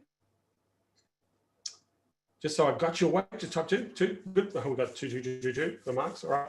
Appreciate you all hanging out with me. We've got a whole bunch of you here. So this is the third section of what I'm talking about, and this is the buyer's journey. So I want to walk you through this. If you understand, I'm actually going to show you a funnel that actually supports the buyer's journey in an appointment, right? So I'm going to demonstrate and show you an actual funnel that I have. It's a funnel that I give the people that I work with and coach. They get access to that funnel. And we've got a lot of people here that actually do have access to this funnel. I want to show you, to give you an example of how you can use this buyer's journey process, right? And how you can actually automate that and generate appointments with people who are ready to buy. That's the key, right? So let's walk through the strategy and the concept. Going back to our big screen, just make sure that we can see. Just give me a thumbs up if you can see. Awesome, thank you very much. I appreciate that. We just covered this ground. So let's talk about the best customer to work with, right? So the best customer to work with is a leader of a business who's motivated to grow. So this is something I just want to give you a bit of perspective, because if you understand this point, then you're going to work with better quality customers. You're going to be working with less tire kickers, right? And you're going to have customers that will stay with you for longer. And the biggest thing that, and I often have this conversation with my consulting champions, and even with Agency Unleashed people, they've also said this as well. A few of my Agency Unleashed members have talked about this. We talk about this concept that the best results that we can deliver for a customer is a customer who's actually motivated to grow their business. Now, what does being motivated to grow mean, right? Because it doesn't mean, oh, we just want more customers. That every business wants more customers, right? If that were the case, everybody would be a motivated buyer. But some people can't handle more customers. They don't have the capacity, or they just don't have the ability to manage, right, more customers, right? So they might be motivated to grow, but there are some roadblocks that are stopping them from making that happen. One of the lessons that we learned in a particular niche is when we got into this niche, we would try and work with, we had the niche, we would try and work with everybody in the niche who said they wanted leads, right? So that was pretty much working with, making a choice to step in and engaging with everyone. The problem with that was we found that working with people at the lower end of the market, we were overwhelming them with leads. They couldn't handle it. They were burning leads. They would say, hey, we generate 100 patients for you. What's going on? So, oh, we just haven't got the time to get to them. We don't have the staff. It's just not working for us. We just want to stop. We're overwhelmed with the number of leads, right? So our marketing was very, very successful, but their capacity and their capability to be able to manage and handle were wrong. So here's the thing, that wasn't their fault. That was our fault. We weren't very specific, right, to the type of business that we wanted to work with that would get the best results from what we did. So as we learned along the way, as our experience grew, we realized that we had some things that we had to select. And one of those selections is that, are you actually motivated to expand multiple locations for your practice? Right? Are you actually looking to invest and expand multiple locations? And people would say, yeah, I'd be willing to do that, right? So that was a big tick. The other thing is that right now, are you handling between 400 and 500 patient visits per month? Are you actually managing right now? Do you have capacity for more? Are you managing 400 to 500 visits per month? They go, yep, we are. Great, big tick, right? A practice that's managing 400 to 500 visits per month is a moving practice, right? They're very engaged. They've got lots of people, lots of practitioners, scale, right? So there's a tick, right? The other thing is that you want to supplement. You're in the hiring zone, so you're actually hiring to grow, and you need to supplement. You know that you're expanding your capacity within the practice. So you've got to have at least a 30% to 40% expansion capacity within the current location. Do you have a 30 to 40% expansion capacity in the current location? Now, are you making steps or strides to fill that capacity, to move towards a capacity with the hiring function? And they would go, yeah. Now, if they ticked all of those 4 boxes, then we knew we were talking to a motivated owner, right? But here's the thing, are they motivated to grow? So what does motivation mean? Do they have a plan, a vision? Are they looking to build an asset category? Are they looking to really add value asset for their company? Are they looking to extend? Are they looking to improve, get better results? Are they moving forward? Are they motivated to grow? Motivated to grow, what percentage? If it's a 10% growth rate, that's not a motivation to grow. 30 or 50% or above, right? I ask this question right now, if hand on heart, how much do you want to add to this over and above what you're doing? How much do you want to add to your business right now? And they go, well, we want at least a minimum of 30%. Okay, great. Why? Why? Right? That's the next question. Why are you motivated? Right? Why the 30%? Why that number? What does that look like to you? Right? What is 30% worth to you? Oh, that's an extra $300,000 patient revenue, right? Great. So 300 grand. Let's divide that by your plan of care, $2,000, so 150 grand. So that's roughly 3 new patients a week. So all we've got to do to hit your 30% growth rate is to get you 3 new patients per week, 12 patients a month, 144 patients a year, and you're hitting that $300,000 over and above what you're doing right now. So, that's what you're after, right? So that way we're understanding, right? If they're motivated to buy, then we know that it's much easier to sell, and we need to extract, right? That's why. Why is it important for you to grow? What does that growth look like? What are you going to do with that growth? Why? Why did you choose 30%, right? What does that mean to you from a business point of view, right? What's the impact of that, right? Because knowing if we had an increase of 30%, that 30% carries over to the following year and the following year if we keep the same level of growth, right? So that $300,000 this year, if we do nothing else to add that 300 grand, that's $900,000 over the next 3 years, right?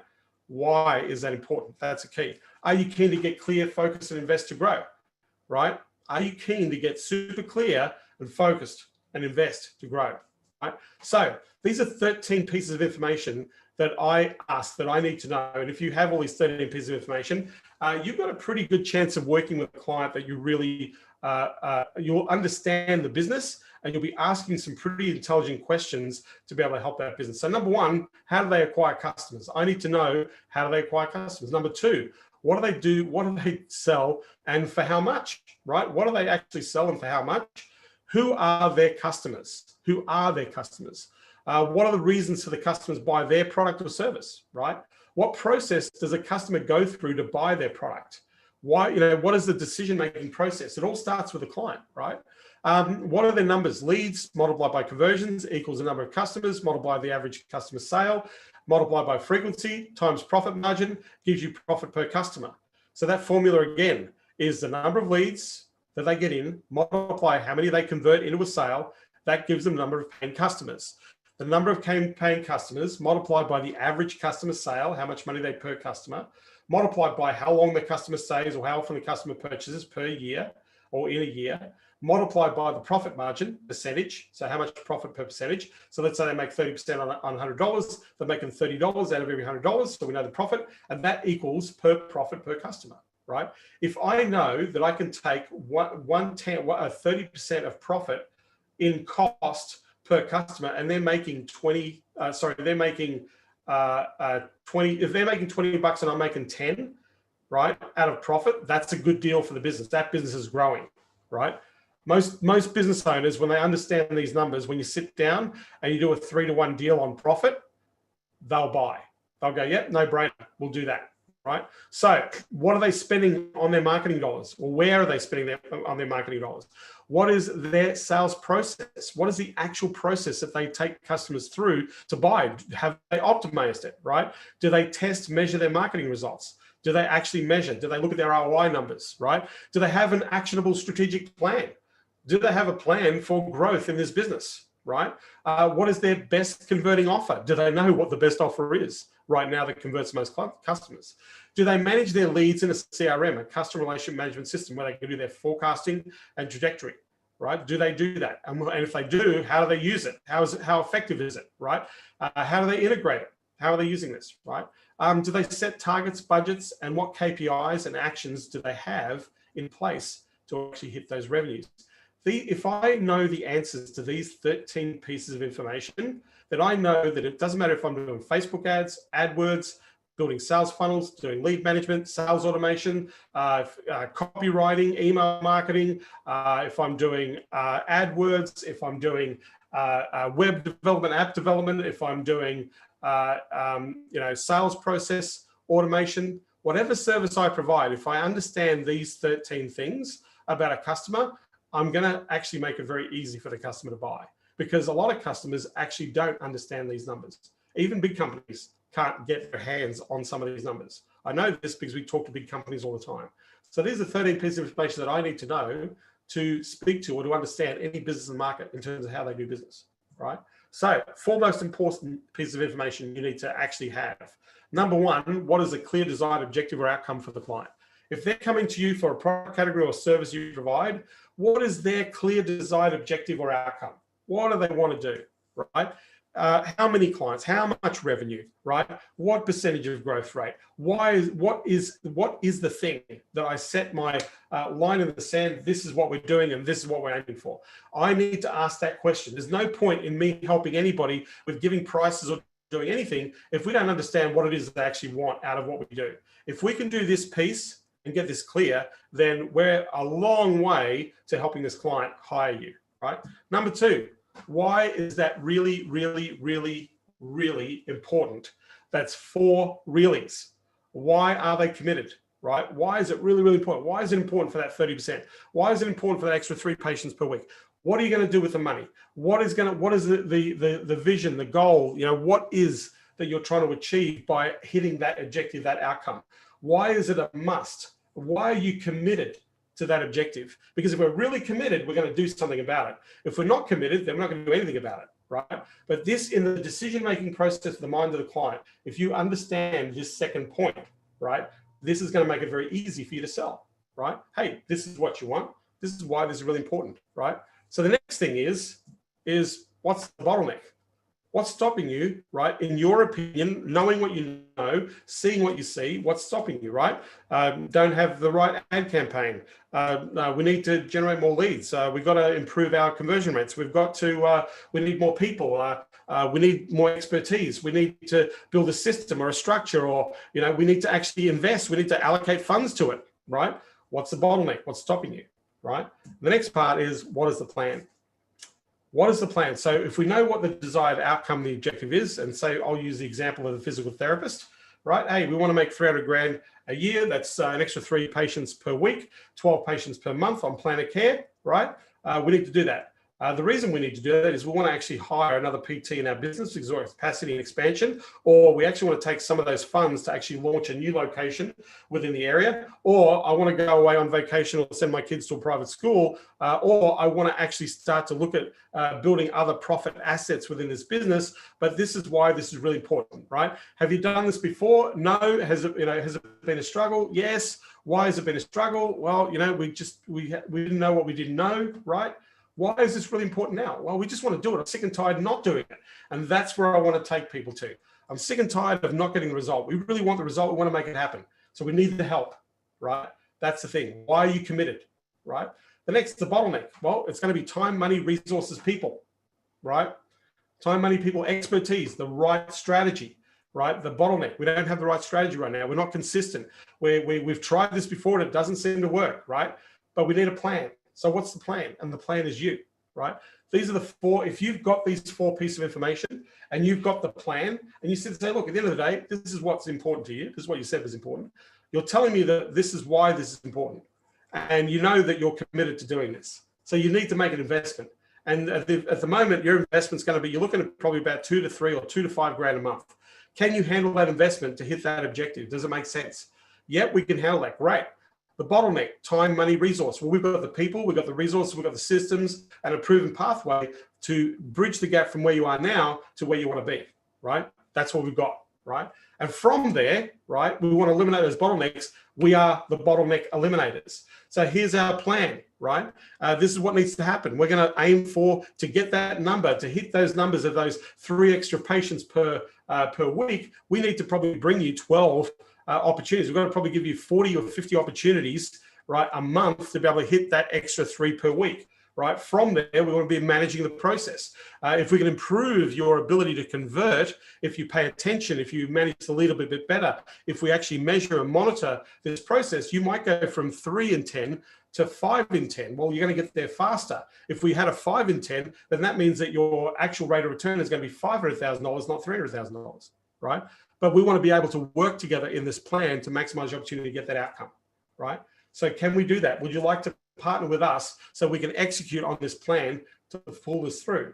These are the buying motivators, some of the buying motivators, right? That if you can help a person become clear about the objective, clear about the resolve as to why that's important for them, clear about the fact that they understand that they've got to eliminate some bottlenecks here and you're the bottleneck eliminator, and that you've actually got a plan that they don't have right now, the one that's sitting in front of them that is going to get them there. The next step in the process is, what do you think we should do with this plan that we've developed to aim for your objective, give you exactly what you want that's important to you, eliminate the bottleneck that you have. What do you think we should do? And they're going to go, I think we need to put this plan in place, right? So this is a very specific approach to buying predicators. I'm going to walk through some other stuff in just a second, right? But if you understand this, if you're asking questions in and around this realm, you're going to get much better outcomes with clients. You're going to get clients who actually feel like you actually care, that you want to help them out, you want to get a result, right? So what's the important, what is the important timing, right? Right now, you need to understand the thing that you need from a client is this a now thing or is this a later thing? If it's a now thing, then we're going to make a decision to do this now. If we've got the right plan, the right focus, we're going to do this now. If it's not a now thing, then we need to stop and talk about it when you're ready. I'm happy to nurture and build a relationship with you, but when you're ready, then we can talk about when you're ready. But if it's not a now thing, there's no point in wasting their time and there's no point in wasting your time, right? We work with companies that are ready to go now. We don't work with companies that are ready to go in a month's time or 2 months' time, right? Right now, we're helping people who want to do this now. You want to do this now? This is really important to you. This is the outcome. You understand, plan. What do you think we should do? Now or later? Now. They're going to go now, right? So topic 3, the agency client buyer's journey. I'm going to walk you through. It's a simple philosophy, but if you understand this, if you get this, then this is like a license to print money in agency. Because what will happen is a lot of your marketing, a lot of your approach and your information is going to stem from how you hit these points. And there's a couple of things that I'm going to share with you for you to think about, because a lot of stuff I'm going to share is pretty easy to implement and apply. Before that, I've got a few people here in the chat asking questions. I work with people in the United States, Europe, Australia. I'm located in Southern California. Awesome. Whoever wrote that, congratulations. Yes, we're in arbitrage. When is it the best time to ask the 30 questions? Anytime you can, Mo. Anytime you can. Hey, let me help you out. One of the ways we help people out is to get some clarity around what's important in their business, right? There are five most important pieces of information. Yes, Howard. The 5th piece, I should change that, right? Octavio, do you think it's a good idea to gathering these pieces of info in 3 sessions? No, you can do it in 2. You can do it in 2, right? Discovery and then pitch, discovery and pitch. You can do the process. You can do qualifier, then you do discovery. Discovery, you can do paid, and then you can do presentation. Currently, I have a referral prospect from our channel partner who wants us to do video training for their medical practice. During our discovery call with her, she mentioned to Daniel that she will be talking to other agencies as well. I appreciate your read on the feedback. Well, my question to you, Edward, is: are you in the video production business? Are you gonna get a production team together for her? What does she want from that? Are you offering that service? If you're not offering that service, could you partner with a video production company who will do the videos that she wants? You want to get very clear about what that content is, how that content is going to be used, where that's going to be repurposed and syndicated. If it's not a service you offer, Edward, it's pass, right? Because if you do offer the service and you charge correctly for it, then that's awesome. But if you don't, then you can partner with somebody who does offer the service. That's your option. If you provide the service, then help her out. There's nothing to say. Okay, let's get super clear about what you want with your video strategy. Let's get super clear about what your ideas around this are. Can we walk you through how we can actually maximize and leverage this piece of content? Because it's not about the production, it's about what do you want from the result, right? So there's syndication, there's multiple pieces of content from one piece of video, right? You can take the audio, you can take transcripts, then you can take snippets, you can take sentences, you can take 15-second grabs, 30-second grabs, 60-second grabs. You can do Instagram posting, Facebook posts, Facebook ads. You can take a lot of pieces out of one signature piece of content. Now, what would you pay, or what would they invest in a signature piece of content? Is I'd be sitting and saying, well, how important is this? Right? Understand you have to allocate a budget. Do you have a budget in mind? Right? Because our budget roughly is, you're going to be between here and here. Is that something that you're able to handle? Yes or no? You can get this out right up front, Edward. And yeah. Yeah. So John, let me just stop the share and you can unmute and we can answer this question for you. So unmute for me. The reason I'm asking is the red light is that... to get that volume up. Sorry, mate. Sorry, I've got your volume up. Ask the question. Yeah, the reason I'm asking is because she came highly recommended by a very strong referral source. And what I was worried about is towards the end, after our discovery call, she mentioned that, hey, by the way, we are also talking to other agency. To me, that's a red light because she's supposed to be a warm lead. And then I don't know what she's trying to tell me towards the end by saying that she's also talking to other agency. And I'm thinking whether should I send her the proposal or not. As you know, the person that's sent the first proposal loses the deal. I wouldn't send a proposal, Edward. What I would do is I would charge her for strategy. I'd say we work a little bit differently. What you want to do is you want a brief and you want some clarity around the strategy. The reason why you want to do this is because you're obviously trying to leverage that marketing. And ultimately, you want to get a result. Now, what we do is we sit down and we want to map out what that result and that outcome is, and we have a process. To do that, we would charge you $1,000 or $2,000 for that process. And then we always start with strategy first. And then from that, then we can continue from that process. So if you want to do that, that's going to give you a much better outcome. You're going to have a much better understanding. You're going to have a very clear approach and a plan. And more importantly, it's going to save you a lot of heartache and money by not getting it right.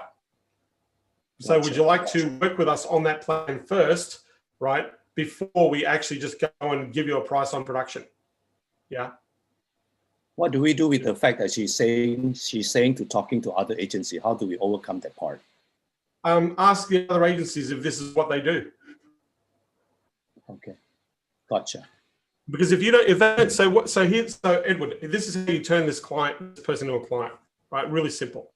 What you do is say, listen, I know you've come to us and I really appreciate the fact that you've come to us from a referral. And I understand that you're looking for a solution here, right? That's what you're after. Okay, great. So is it okay if I just have 10 minutes of your time to explain to you, right, how you can get the best optimized, best value for money, right, solution that's going to give you the outcome, not only the outcome you think you've got in your mind, but perhaps the more relevant outcome that's going to give you what you're looking for by putting in this production or by creating this content. Are you up for that? Are you okay with that? She's going to say, yes, I'm okay with that. Well, great. So this is how we work. We always start with strategy first. We always have a plan and a brief and a structure. And what we want to do is we want to sit down and do an assessment on what you're trying to achieve, the communication, the customer, the market. We want to understand. We have a framework we follow, and our clients generally invest about $1,000 to $2,000 for that framework, right? So if you'd like to, I'm more than happy. We do strategy first, right? If you'd like to do that, to get a much clearer path to save you a lot of heartache and money on wasting money on something that may or may not work, right? We want to get the job done right. So if we do this first piece first, are you okay to do that? Offer it, right? Because if she's going to price you out, you can't compare apples with apples. I can't compare apples with apples. I would rather say to her, hey, this is how we do it. What I would recommend, I want to help you out here so that you get the best deal. I would highly recommend that you ask them, do they do strategy first? Do they structure the strategy, the outcome, the resource? Do they understand, do they map out, and are they looking for the ROI outcome as part of that process? Ask them how they do that, what their methodology is and how they do that. If they do, you're in the right place. If they don't do that, then you know you're talking to the wrong people. You need to come back to us and we can handle it for you. So that's the easiest way to say go. But if you're going to go, I want to help you out here to get the best out of your option here. Our option is we need to be clear, and we have a fee for that ability. Number one, we have a fee to start. Number two, right? So project number one is we always start with strategy. So this way, you're going, great, we're helping out, we're giving what you want, right? And also you're giving her advice and say, look, by all means, I know you want to compare apples with apples. I would highly encourage you to go and compare apples with apples. But if you're going to go to these people, ask this question.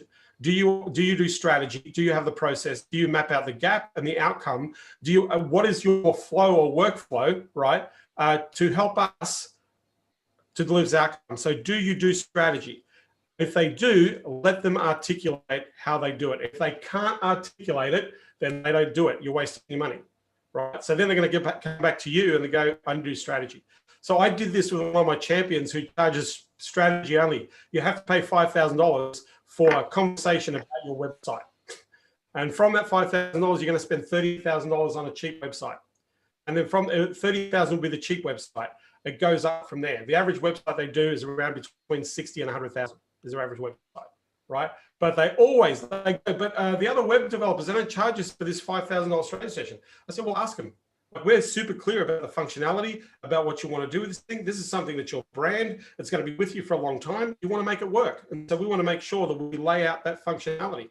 So we always start with strategy first. So by all means, go to the other web development company. And if you're going to go and buy a website for $5 grand or $2 grand or $3 grand, then by all means, but understand that you're the one that's going to be creating content. You're the one that's going to be crafting copy. You're the one that's going to be doing the design, because you're going to be chopping and changing everything because you've got no strategy, right? So by all means, go to the other companies and ask them if they do strategy. And that's exactly what he does. They always come back and buy the 5,000. And from the 5,000, they've got a pretty much 100% close rate to a deal. So hopefully that answers your question, Edwin. Like I don't want, that's how you differentiate yourself from the competition, right? Yes, we can help you, but our first step, the first price you pay is this price. Because if she's not willing to do that to get it right, then good luck, go and waste your money, right? I love it. So that's the way that I would approach that. And thank you for asking the question. Appreciate it. Thank you, John. So getting back to my presentation, happy to answer any other questions you've got here. Do I think it's a good idea of gathering the piece of info in the 3 sessions? You can. So qualification call is, are we fit? Your discovery should be, if you're really smart, you're getting paid for discovery. One of the things that we teach in our programs, in our coaching, is that you should charge for that time. You shouldn't give it away for free, right? So discovery is paid, and then from paid discovery, you then that you can ask a lot of those questions in paid discovery. Then you can give your client a much stronger outcome for that. Yeah. So build, I made a 9-minute video that walks prospects through a Facebook campaign. If they request more info, when someone watches that video, is the best way forward for me to plan 2 calls, ask for the discovery questions, see if it's a good fit. So to answer your question, Bill, number one call first. I want to be super clear about, you're interested in Facebook ads, you see our methodology, you know that it works if you get it right. I just want to be super clear about why you want to do this, why this is important, and why now. I need to understand that first, right? So you want to do this, great. What's the outcome you're looking for? Well, we want to get a certain number of leads. Are you clear about the certain number of leads? No, don't know. We want to get as many as possible. Okay, well, let's work on how many you can handle, right? If I gave you 100 people, could you handle 100 leads? No. If we gave you 30, could you handle? We can handle 30. Okay. Conversion rate. If I gave you 10 people, out of every 10 people, how many we close? We'd probably close 2. Well, great. So for every 30 people, you're going to make 6 sales. 6 sales to you is worth how much money? $20,000 or $30,000 or $50,000. Great. Are you happy with picking up an extra 50 grand a month? That's 600 grand a year. Is it okay if we put a plan in place for you to pick up 600 grand? Yes or no? Yes. Great. I want to be super clear about this. You understand that you need to make an investment to make this work, and you need to allocate at least between $3,000 to $5,000. Can you handle that allocation of money? Yes or no? Yeah, we can handle that. Great. So we get the price out right up front. So the first step in our process, we need to map out a plan, do a discovery. Normally we charge people $2 grand or $5 grand to do that discovery. Would you like to go ahead with that discovery process? Yes or no? Or we can say, great, we do a discovery process first. From that, I just want to be super clear. You want to do this? You want to do this now? You've got the money. You've got all the people that are going to be there. We're going to ask all the questions. We're going to put a plan together. At the end of the day, the plan is going to be aligned with your objective, your reason why you want to do this. We're going to eliminate those bottlenecks. Now we have a structure to pick up that $600,000. Are you okay with us doing that together? Right? Great. And then I'm going to ask you right up front that I'm going to ask you for a decision. I'm going to ask you that if you can say no, right? Are you in a position to say no to this deal on the day that I present your solution and your plan? Can you say unequivocally no? Will you say no? Yes, we can say no. Great. Well, if you like the plan, then is it okay if I show you how we work together and you say yes? Yeah, if we like the plan and show you, yep, we say yes. Great. So we've got a definitive answer. So we're not going to waste time, right? So right at the beginning of your sales process, Bill, what you're going to do is say, hey, so I just want to be super clear about this, right? We know why you want to do this. We know what this is. You know why we've come to us, and we know why this is important to do this right now. We have this objective, and this is why it's important. Are we clear? Yes. Right. Remember, we said that you can say no to this today. You have the ability to say no. Do you still have the people to say no today? Yes, great. So we know at the end of this, if this isn't right for you and we haven't done our job, that you're going to walk away from this. So we call. Great. Alternatively, if you like what we put together and you like how we've demonstrated how we can get that result, then we're going to be working together. Is that clear? Yes. So now you've got a confirmation right up front that they are going to buy. Right? If all the boxes are ticked, we've eliminated all the objections up front. We're now in the buying zone. So we can do that. We can do that in a triage, discovery, pitch, present. No proposal, pitch, present. So John, can you share how I overcome the objection if the client says, hey, Edward, the other agency will not charge me for the session? Very easy, because we have a process we take people through. We value that process. These are our frameworks and our intellectual property. Our goal is to get you the outstanding result. So this is the process we go through. They are willing to do it for nothing, which means what do you get for nothing these days, Edward? Nothing, right?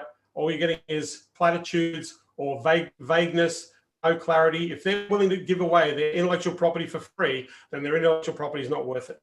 We value what we do. We only work with people who are serious, who are professional, and who want the result, who are looking for the outcome result.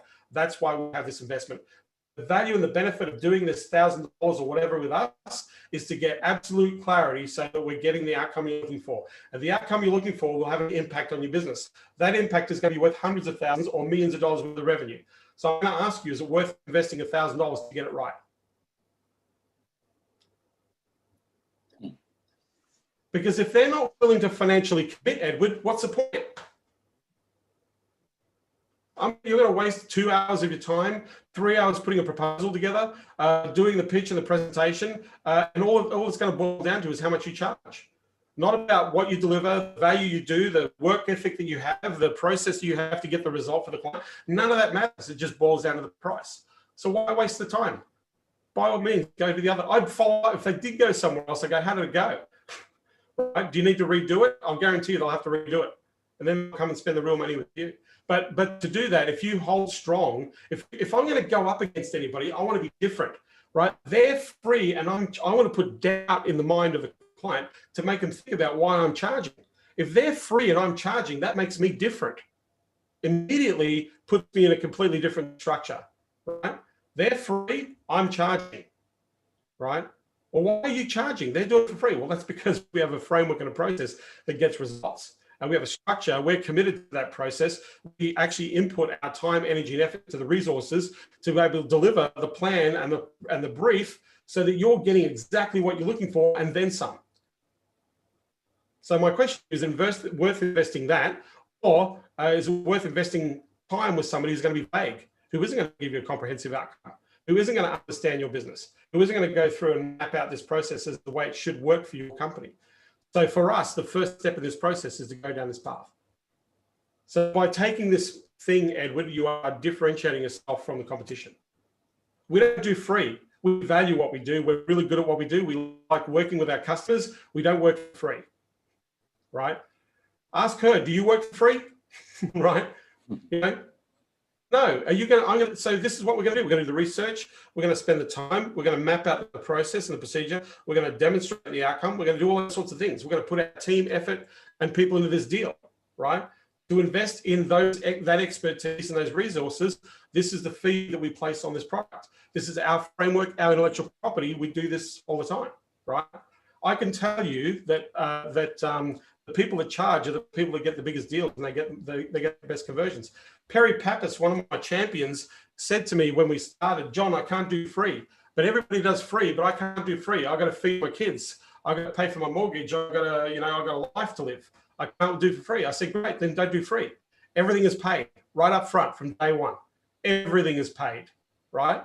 What do? Paid strategy. How do you start? You start with paid. Then they go, yeah, but other people are giving this away for free. I said, well, that's other people.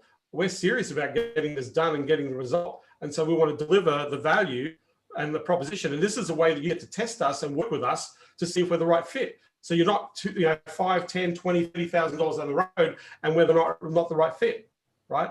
We want to focus on the result. If you're not happy, I'll give you the money back, right? Or if you're happy, we can take that investment, drop it into the process. We never do that, by the way. We take the money We just charge that, and then they pay extra. Right? We don't use. You can use it. You can do it that way, but you don't need to. Right.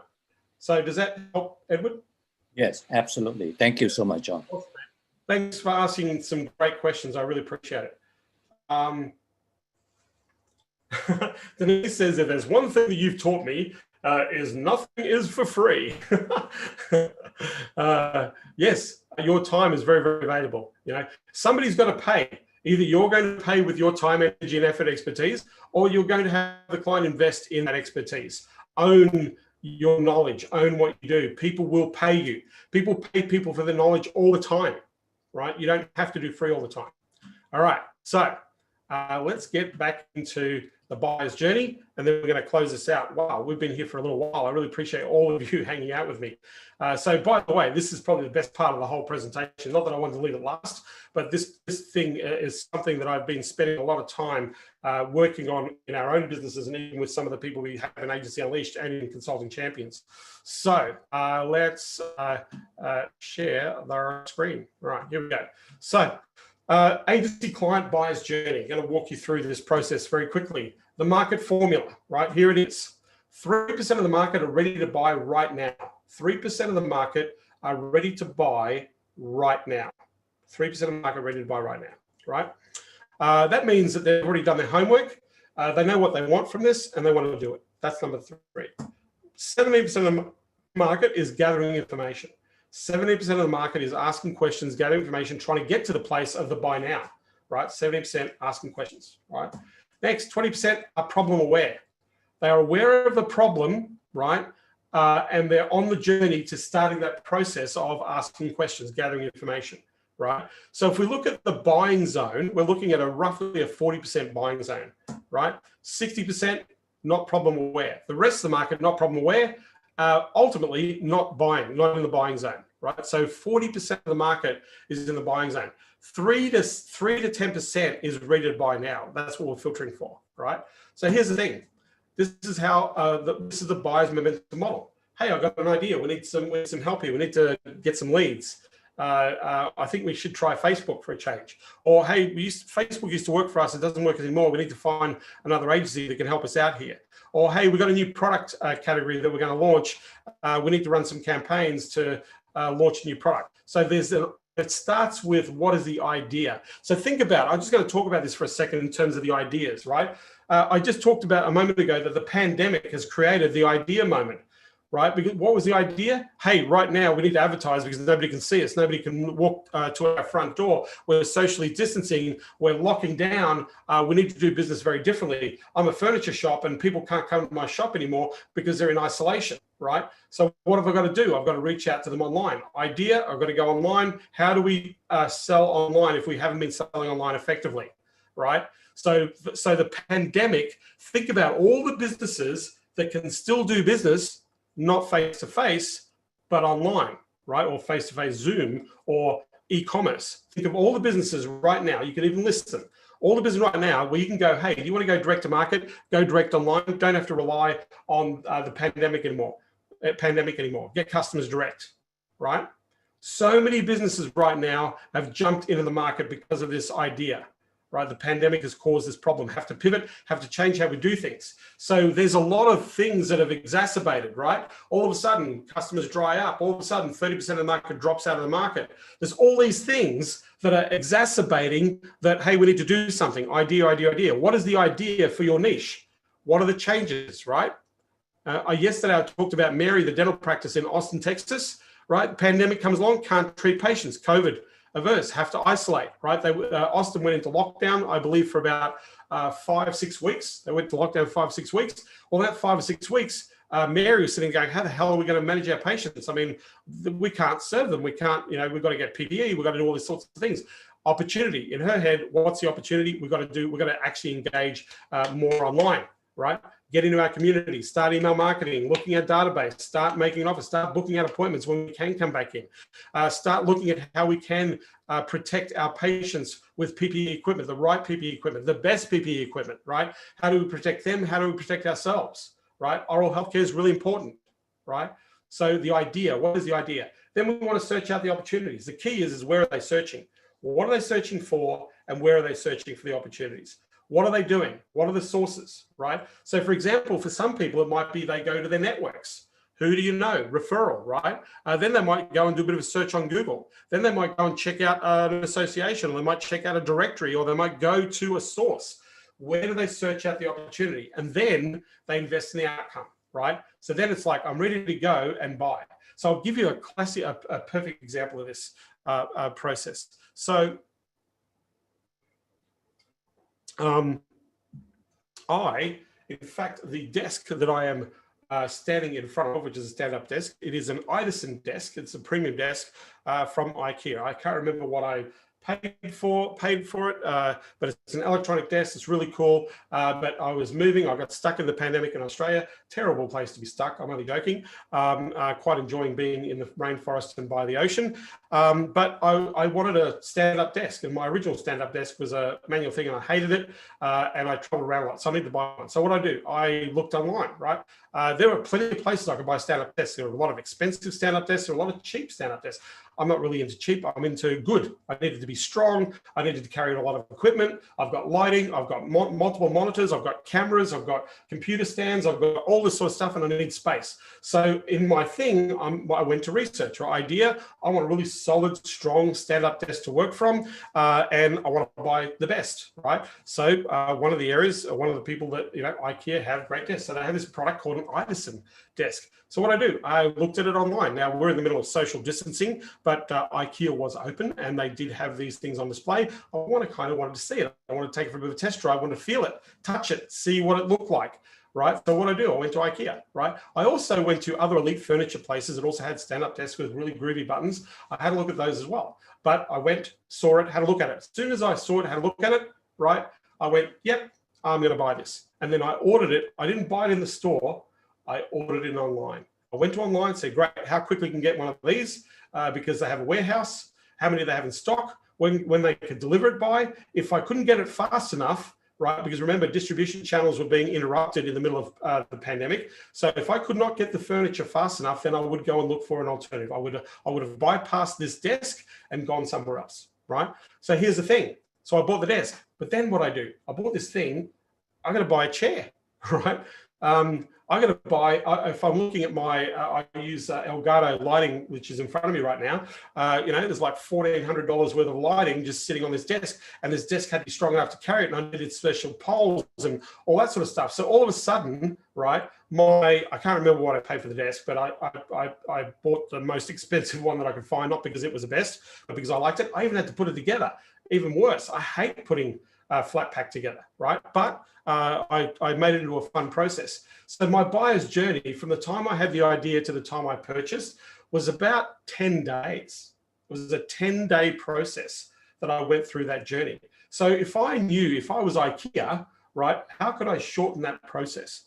What questions could I have answered? Because I didn't find the answers that I was looking for in any of the areas that I was looking at. I went into YouTube videos to show how the desk worked, how to set the desk up, how easy it was, right? How strong it was, what were the problems, what were the cons, right? Because I'm going to work at this thing. I need to be comfortable. It's going to be a pretty important piece of equipment that I'm going to create product of. So I really valued this purchase, right?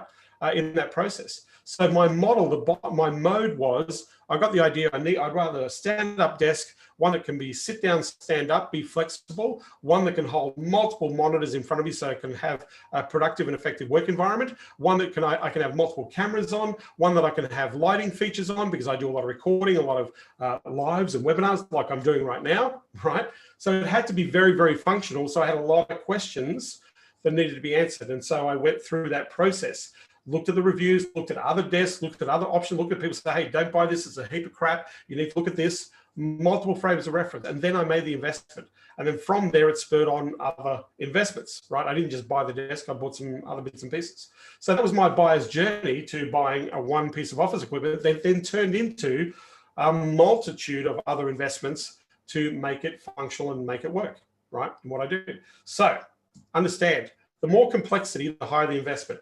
So the more complex you're solving, the more complexity that the client has in making this decision to buy or invest in your services, the more they're willing to pay, right? The context changes.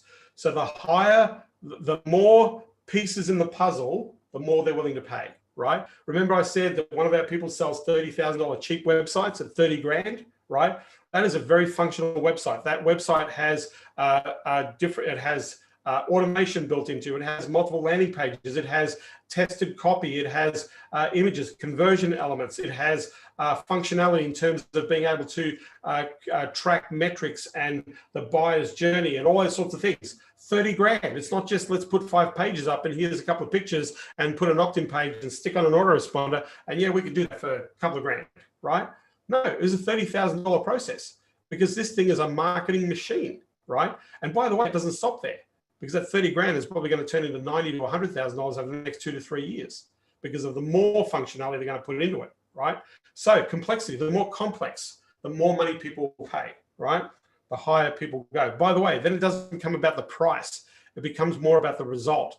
The more money people pay or willing to pay, it's more about the result, not about how much they pay, right? So I'll give you another example of a situation that I found myself in. It was purely accidental, but this is how you speed up the sales process using the buyer's journey of exacerbating the complexities. What do I mean by that? I was visiting a company that I'd worked for in the past, and I was kind of like reconnecting, right? And I happened to walk past and I saw the director of sales for this company putting some folders together. And I just want to say, hi, how you doing, Leo? Good to see you. And he said, hey, how you doing? I said, what are you working on? He says, oh, man. And he was really frustrated, right? He says, I'm putting these folders together. We've got a strategy. We're trying to build a level of branding, and we're trying to provide a customer support focus with this service. And we're putting these things together, and it's, it's driving me batty, but we've got to do it. And so, this is what we're doing. We're putting all these folders and printed materials and resources, and we're making it easy for people to buy our product, right? They sold a solar product to the market, and they dealt in the residential area, and so they worked with real estate agents. And I said, so how much does one of these things cost that you're putting together? He says, oh, it's about $60. And how many of these do you have to put in an office? Well, on average about 6. So it's going to cost us $300 an office. And I say, how much time you print and all that sort of stuff? Oh yeah, well, we're probably spending another $8 grand on the print. Great. And then how many you're distributing? So 600 of these. So 600, 6 sixes. So it's $12,000 on top of that for distribution, right? Yep. And how long is it going to take you to get down to 100 clients for this system? And he says, oh, man, it's going to probably take us 3 months. Okay, so 3 months divided by salary. How many people are doing this? 4. So 50 grand a year. So let's say divide that by 1/5. That's 3 months. That's $12,000 per person. So we're going to spend 50 grand over the next 3 months in salaries. $100,000. It worked out that when we broke down the whole thing, and because then we worked out the fact that they actually had to update this material, they couldn't just leave it out there. It was just, the folders had to be dynamic, so they had to change, they had to go back out there, they had to service the market, right? The whole purpose of this was then building a relationship. So this was a physical strategy, a brochure type thing. It was not a brochure, it was a folder to help real estate agents to choose them to provide them with a quote or an estimate on solar for their clients. That's essentially what it was, right? And they were going to spend, it worked out that by the time they worked on this project, then in a year, they were going to spend more than $250,000, $20,000 a month just to do this thing. Now, they figured that if only 10%, they got a 10% conversion, which is what they were getting anyway. They figured that by doing this, by spending this $250,000, that they were going to make about $600,000 worth of revenue out of it. So, 3 to 1 return, it's not bad, right? Figure your profit margins on that. Was it worth doing? Yeah, pretty close to break even, worth doing, right? And I sat there and said, man, $250,000, there's got to be a cheaper way of doing this or a better way of doing this, right? And so I said, hey, come with me. Let's go and visit the managing director who I knew, right? Who's the founder of the company. And so Leo comes with me and says, dude, John, I'm watching Leo do this thing and I'm seeing, we just sort of did the numbers on this because when I broke down the numbers, Leo went, holy crap, that's a lot of money, right? We didn't realize how much this is actually costing. I broke it and said, you're going to spend 25 grand a month in advance, right? To put this thing together, to roll this out over a year for $600,000 worth of revenue, which is okay, pretty close to break even. But man, that seems like a hell of a lot of money to do that, right? If we could speed that up and halve the cost, what would you do with the extra 125 grand if you got to keep it instead of spending it, right? Because that's 125 grand over the next 3 years. That's 300. What's that? That's $375,000 that you get to keep net clean without ever spending money. You reckon if we could cut it down to half and have a more leveraged play, it'd be worth doing? And he says, yeah, I'd do it in a heartbeat. Great, let me go and figure this out for you, right? The solution was really easy. Build an app for this solution. Give the app to every client, so they didn't need 10 or 20 or 5 or 6 folders in every office. Every person in the office had the app, and the information and the pricing and all the information was dynamic, so it was changed on the spot. Notifications or push notifications were put into the app. We put it into a WordPress platform. I charged him $120,000 to do it, right? Application, the whole thing. My cost on this was 25 grand, right? On the deal. Right, massive gross profit. But here's the thing: that saved him $375,000. Now, here's the other thing. Now, think about it. Now they're actually worked out that they made more than 600 grand out of the strategy. So they made more money, right? Less cost, and got to keep the 375 grand, right, in their investment. The motivation was the problem. Right? The motivation was, hey, we need to do this. I didn't think about this. We need to do this differently. This is like finding the micro problem or the decision tree that people go through in their business. So think about this. Here's the methodology, right? We want to draw out a timeline from sad face on the left-hand side to happy face on the right-hand side, buying customer. You want to draw a timeline out, right, for the customer. Then you want to, you prospect on one end and the outcome on the other. What do they want, right? If you're selling Facebook ads, what do they want? They want a converting Facebook ad campaign that is scalable and generating X result for their company every single month. They want a certain number of leads. They want to be able to close a certain number of deals. They've got an outcome. So if we understand the outcome that people want to get on average, right, we can go, this is where you are, this is where you want to be. We want to map this out, right? We want to actually take them through that journey, speed up the process, right? Then we want to map out 4 or 5 steps that are necessary to reach the desired outcome.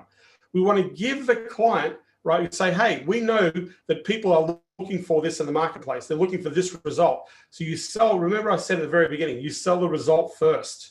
So you go to the market and say, hey, this is a common result that people want in the market. Here's a problem most people face when they do this. Here's what's going on. Here are the frequently asked questions. This is the methodology or proven pathway to do this. We're really good at doing this. You need to talk to us to be able to deliver this outcome for you. Map out the 4 to 5 steps that are necessary, right? Then you want to think about your client as if they were a close friend and you really want to help them out. So the way that you track the buyer's journey and mapping this process out is, if you are their friend, if you're their best friend and you want to help your best friend, what would you do to help your best friend, right? What piece of information that you would give? What thing that would help them to make the decision that you would create for them to say, hey, look, to make this easy for you, here's the map, here's a step in the process to get to that outcome. Hey, if you want to do this, we've got this thing, watch this piece of information. It's going to explain it very clearly to you. And then it also shows you how we can actually get the result you're looking for, right? You think about it, you think about your client as if they're a close friend and you really want to help them in that process. You want to create 3 to 4 pieces of content, right, that gives the prospect the end result. 3 to 4. I'd say 3 here. I would say if the buyer's journey, generally you're going to have, so just to give you a perspective, you're going to have between 16 and 26 touch points to get a client to buy. 16 and 26 touch points to get a client to buy, right? So here's an example, right? To demonstrate the point. That's a lot of touch points. And I know there's somebody that's raised a question here in the chat. That's a lot of touch points in this process, right?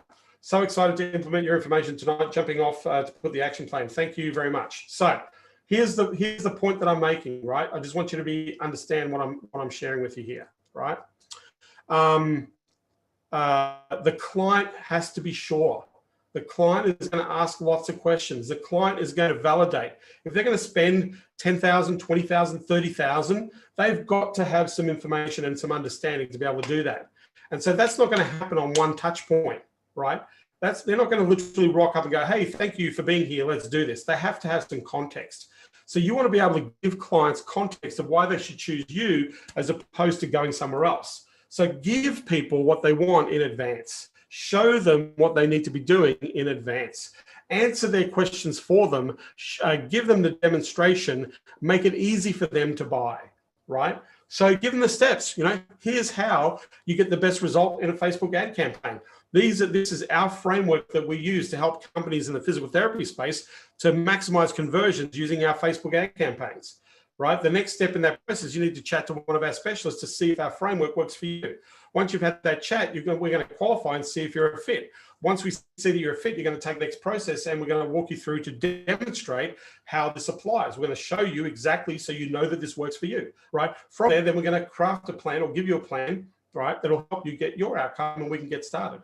So there's a journey that the customer has to go through and you can explain the journey in advance before they even come to you. Because if you're the one explaining the journey, you're the one that's going to get the sale, right? More often than not.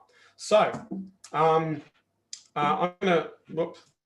The purpose is to build goodwill and trust. Know, like, and trust as a part of the process. Building know, like, and trust elements. What are they? You want to be clear about what you do. The client wants to pigeonhole you, right? What I mean by they want to pigeonhole you, they want to know, like, you should be able to tell people exactly what you do right off the cuff, so they're very clear. This is what we do. This is who we are. This is who we are. This is who we help, and here's a result we get for you, right? This is who we are. This is what we do. This is who we help, and this is a result we get for you, right? That's what we do, right? Our goal is to give you an extra $50,000 a month in revenue, guaranteed by utilizing the system. Our goal is to give you 30 patient opportunities, guaranteed every single month, so that you can sell 6 to 12 plan of care that will add between 20 to 30 or $50,000 a month in revenue to your practice, right? You need to understand your customers' desires and motivations. Business intelligence. This goes back to a lot of stuff that we talked about today. You need to understand their motivation to buy, right? Number 3, you've got to have a clear offer to solve the problem. Most people don't have a very clear offer, right? You need to have a very clear offer to solve that problem.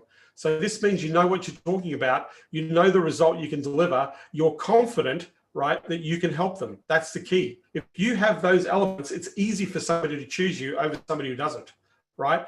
You can demonstrate your expertise. You understand the fundamental outcome that you're delivering. You can demonstrate it, right? If you can't demonstrate it, you have IP, methodologies, systems, and frameworks that you've built that actually get the result. When we first started out, when I started out in an agency, we don't have tenure, result, experience, right? We're trying to build that experience with our clients.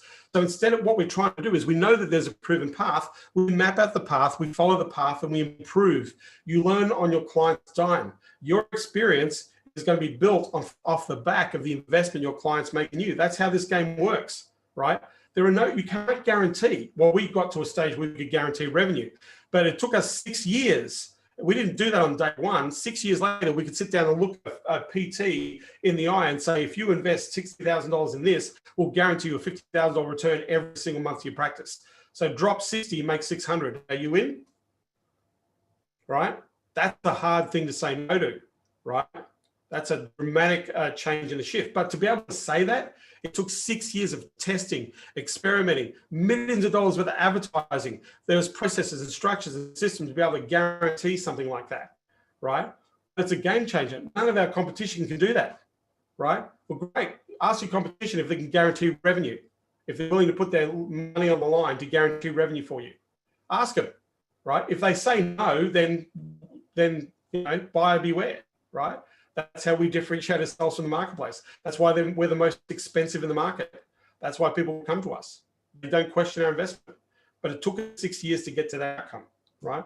So frequently asked questions. A lot of people have questions. You need to answer those questions, right? And remember yesterday we talked about the frustrations, the wants, fears and aspirations. You need to answer the top 5 questions that people have in the market, right? Create case studies. Case studies, you want to turn your first client into a case study. Or if you haven't got case studies, use somebody else's case studies, right? If you're using a resource partner or somebody's going to deliver the result, use their case studies. If you don't use their case studies and you're going to be the person who's going to do fulfillment, then you need to share your proven path to know that if you do this, you're going to get a result. So it's not about the case study, it's about the path, it's about the IP, the framework, right? Resources, tools, and training. Provide those. If you have those bits and pieces, that's going to help. It's going to build your authority. It's going to build your positioning. By the way, you don't have to create this huge library of stuff. I'm talking about a 1-minute video or a 3-minute video. right? One email or two emails, an indoctrination piece. Hey, this is what we do. This is our framework. Here's what we do. You can check some of our stuff out here. Here's some frequently asked questions. These are pieces that you can build very quickly, right? These are a lot of pieces a lot of people don't actually have in their market, all right? Range of product, right? That can differentiate, right? Having it say, hey, this is what most people, when they come to us, they want leads. What they really want is appointments. So what we've done is we give you appointments, not leads. Appointments means that they're filtered, they've been booked, and they show up, right? So we're the people that bring you appointments, and we have a 3-step process. We generate the lead, we manage the lead, and we set the appointment, right? Range of product category, okay? Whereas they go to other people say, oh, they just do leads, they don't set appointments. Okay, great. Well, we do appointments, right? Differentiate, right? And that's the result. They don't want the lead, they want the appointment. They want filter, they want quality, right? They don't want to spend $800 on a home advisor lead. They would rather spend $200 on an appointment, right? So 3 question videos, right? If you do this, 3 questions you got to answer. Why this? Whatever you're selling, why is this important? What is it and why is it important to them, right? 2 or 3 minutes answering that question. Why this? Why Facebook ads for physical therapists? Why Facebook ads for accountants? Why Facebook ads for lawyers? Why Facebook ads for? Why Google ads for? Why funnels for? Why? What is it and why is this important, right? Number 2, why us? Why should you trust us? Hey, we've been in this game, we understand, we've got years of experience, we've got a team, we've got resource partners, right? We've helped so many people, our team or our designers have built 1,000 websites. This is who we are. This is why us, right? Why you should hire us. Here's some case studies, people that have gotten the result. This is why you should choose us over somebody else, right? 2 or 3 minutes to do that, right? Next, why now? Why should you do this now rather than wait? Right? What are the reasons why you need to do it now? What problem are you solving? How much is this problem costing you?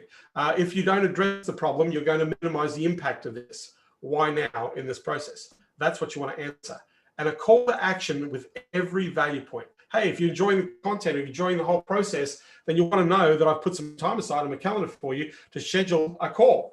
Grab this ad strategy blueprint right here, lead magnet. Grab this thing right here, a cheat sheet on what you do as a checklist to audit your Facebook account right here when you grab an appointment with me. So appointment first and grab this, right? So that's the call to action from the strategy. Now to give you an example of what you can do to make this look like pretty easy on ClickFunnels, I'm just going to stop sharing for a moment, right?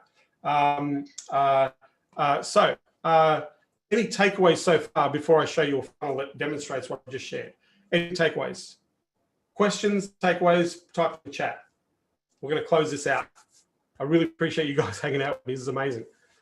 Right? Questions, takeaways on this chat. Right? Just type in the chat. I know you're there.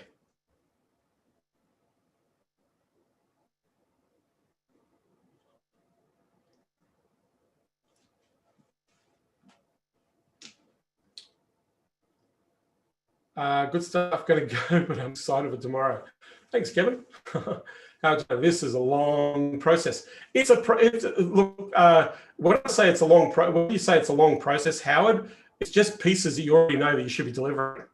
It's you got to build know, like, and trust, right? So how am I going to know, like, and trust you if I can't find some pieces that are relevant that at least make me comfortable that I'm talking to the right person? You're either going to deliver this to them somehow. You're either going to do this face to face on Zoom to demonstrate this. They're going to ask questions. They're going to go searching. They're going to look at your LinkedIn. They're going to look at they might look at a landing page or a website. They're going to look, right? Right now we need to improve our ability to set ourselves apart. So if we actually hand over the goods, I say to people, by the way, we're here for 2 days. We've had 6 hours and 15 minutes worth of content on stuff that if I broke this down with you personally, that would literally change your life in terms of business, right? I know this. I'm literally handing it over to you on a silver platter. Some people would pay thousands of dollars for this training that I'm delivering for free. Would you agree, Howard? Right? Yeah. I know I already have. Yeah, sorry? I already have. Yeah, right? Yeah, but understand, right? You know, you know, one of my purposes in life is to help people, right? If I give you half the information, then I'm useless to you. If I give you the whole story, the whole piece, the whole structure, then at least you've got a chance of understanding what pieces need to be put in place to make this happen, right? But nothing's easy. Nothing is easy, right? Nothing is easy. This business is not an easy business. For anybody thinking that this is an easy business, you are talking to the wrong people. Whoever's telling you that this is an easy business, they are full of shit, right? You got to work. It's a business, right? You got to put the work in. You got to do the things that work. And this is one area or one piece of the puzzle that can speed up the process. Don says if it was easy, everybody would be doing it. Yeah, it's the old adage, right? But at the end of the day, like, you can do really well. And what I've described to you as a structure isn't really that difficult unless you've got a confidence issue or unless there's some tech issue. But I can pay somebody to do these pieces. I don't need to do these pieces. You know, all these pieces I've just talked about, I can go and pay somebody on $5 or $100 and say, can you do this? Can you do an explainer video? Here's what I want you to do. Do an explainer video on this. Do an explainer video on that. Do an explainer video on this. Great. I've got my 3 pieces that explain what I do, and I didn't need to do anything. Now I'm demonstrating brand. I paid $100 for it and I've leverage. We have arbitrage. We can do this a lot faster than we could ever do this before. And we don't need to get caught up in our heads, right, to get this done. That's the big problem. People get caught up in the process of getting this done, right? People get caught up in the process of getting this done. It's not that hard, right? What would you suggest for instance, if I am doing a, as my offer is, it's basically the lead gen, automated follow-up, and manual follow-up. So it's the process. So would you recommend doing those in separate videos or one complete video solving those 3 problems? You could take people through the story on a 10-minute video, 12-minute video. You could literally take people from the journey and say, listen, biggest problem people have with leads is leads suck. Let me tell you why they suck, right? Not qualified, you get lots of leads, but it just doesn't work, right? You don't get to follow them up. Tire kickers, that's why leads suck. Step number 2, lead management. Well, we can manage the leads, we can filter them, ask questions, get a better quality, improve the ability to actually serve the market. That will help, right? We can record, we can do all those sorts of things. That will help, right? Then number 3, here's the ultimate prize, right? If we relied on your people to book the appointment, people are going to fall through the cracks. When people fall through the cracks, that's money that you're wasting on all the money you spent on buying the lead and filtering the lead in the first place. So the third step in the process, the troika, right, the trio, is what if the appointment was actually managed, qualified, and booked into your calendar, so that what you do is you show up and you help that person who's put up their hand and said, I'm interested in what you got, how can you help me out? That is the best opportunity. That is the ultimate result that you should be asking for any lead management or lead generation company. We are the few that are committed to making sure that you get the outstanding outcome you're looking for. And that is from the journey of generating the lead to managing that lead to following that up manually and putting that person in your calendar so you can sell. So can we work together? Can we use that system and work together to help you? Boom. I just did that in 3 minutes, Howard. Right? I just did that in 3 minutes. Well, not even 3 minutes. I think it was like 2.5 minutes. I did that in 2.5 minutes. Does that explain the story completely? Does it explain the problem? Yeah, right? That's great. Does it explain the result, right? Explains the result. Is that result and that outcome a favorable outcome that companies would like to see? Would that be a favorable outcome? Yeah. Right? Does everybody else, Howard, guess what they're doing? Let me bring you some leads, right? No, I don't want to bring you some leads. I want to book people so you can talk and close. Can we talk about that? That's the easiest conversation you're going to have. I don't want to bring you leads. I want to bring you customers. I want to book appointments in your calendar so your people are full of people to talk to so you can close these deals. Can I talk to you about our strategy, our process, and our framework to put people in your calendar so you can close the deals? Can I help you close some deals, Howard? Right? That's conviction. That's confidence. That's what I want. That's different, Howard. Nobody says that to me. Everybody says, I can get you quality leads or we can manage the leads. No, I'll get the appointments. We'll filter them. We'll put them in there. We want to understand the process, but you're going to pay a premium for that, right? But you're going to get what you want. You're going to get what you want. And ultimately, we only want to work with people who want what we want, right? And that's it. You've got the easiest sales pitch on the planet, man, because you've got the trio. You're a perfect lead generation company, right? You're not just lead management. You're an appointment setting. You're a client delivery company, right? Love you're it. We handed it to them on a silver platter. Exactly. That's what they want, and they would be willing to pay more for that, Howard. They would be willing to pay more. So thank you. I really appreciate you chiming in here, man. I really do. All right. So I'm going to share with you a funnel to walk you through where you can land this process. The thing that I just described for Howard, where you just what's the problem? Well, this is the common problem. Well, how do we solve that problem? This is how we solve the problem. And then this is what you're going to do next, right? So I'm going to map this out. This is a funnel that we have in Agency Unleashed over at Consulting Champions. It's an automated funnel, and it drives people to an appointment. So what we do is we use one video. So you can set up 4 pages to answer 4 questions, right? Or you can do 3 videos to do why me, why this, why now, right? Why me, why this now? So answer the question, make it easy for the customer to answer the questions in the head that they've got, right? So it makes it easy to buy. So I'm just going to share my screen. Whoops. Okay, so let me just move that out of the way so you can see. So this is a landing page, right? So here's the thing, it's straight out of ClickFunnels. Got a little bit of copy on it. It's very simple to follow, right? Very simple to follow. And it says, hey, new training on how to recession-proof your practice and generate revenue in any economic climate. Right now, pandemic, how to recession-proof your practice. Because if 30% of businesses are going out of business, that means accounting firms are losing 30% of their customers and not going to be out there for compliance or accounting services. So, hey, put something together for you on how to recession-proof your practice right now, generate revenue in any economic climate.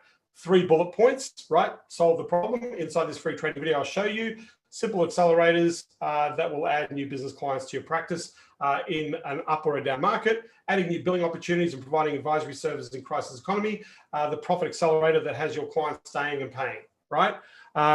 Get access now. So they hit get access now, and it brings them to the delivery. Hey, new training on how to recession-proof your practice and generate revenue in economic climate. This is an 11-minute video. I'm not going to play this for you, right? Right now, I'm looking for 10 accountants. This month, we're looking for 10 accountants who want to help to pivot their accounting practice during a recessionary period to help more businesses in your local community choose you first for advisory, planning, risk mitigation. Once you finish watching this video, click the button below, schedule a call with one of our practice development specialists, book your call now.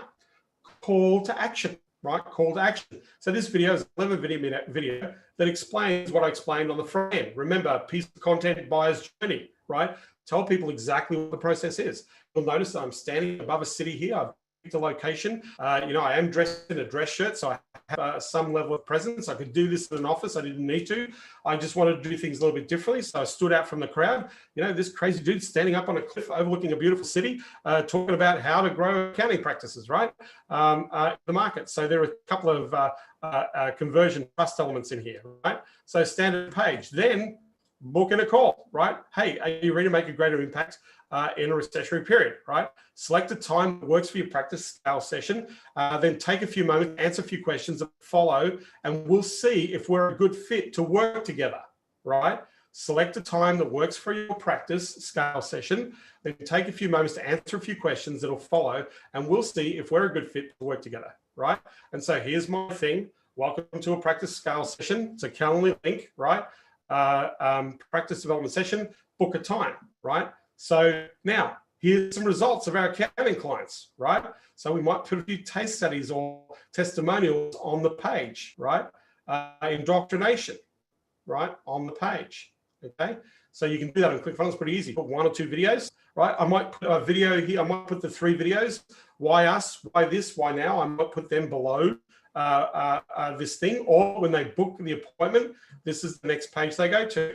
This is the thank you page. The thank you page is, right, hey, your call has been successfully scheduled. Thank you.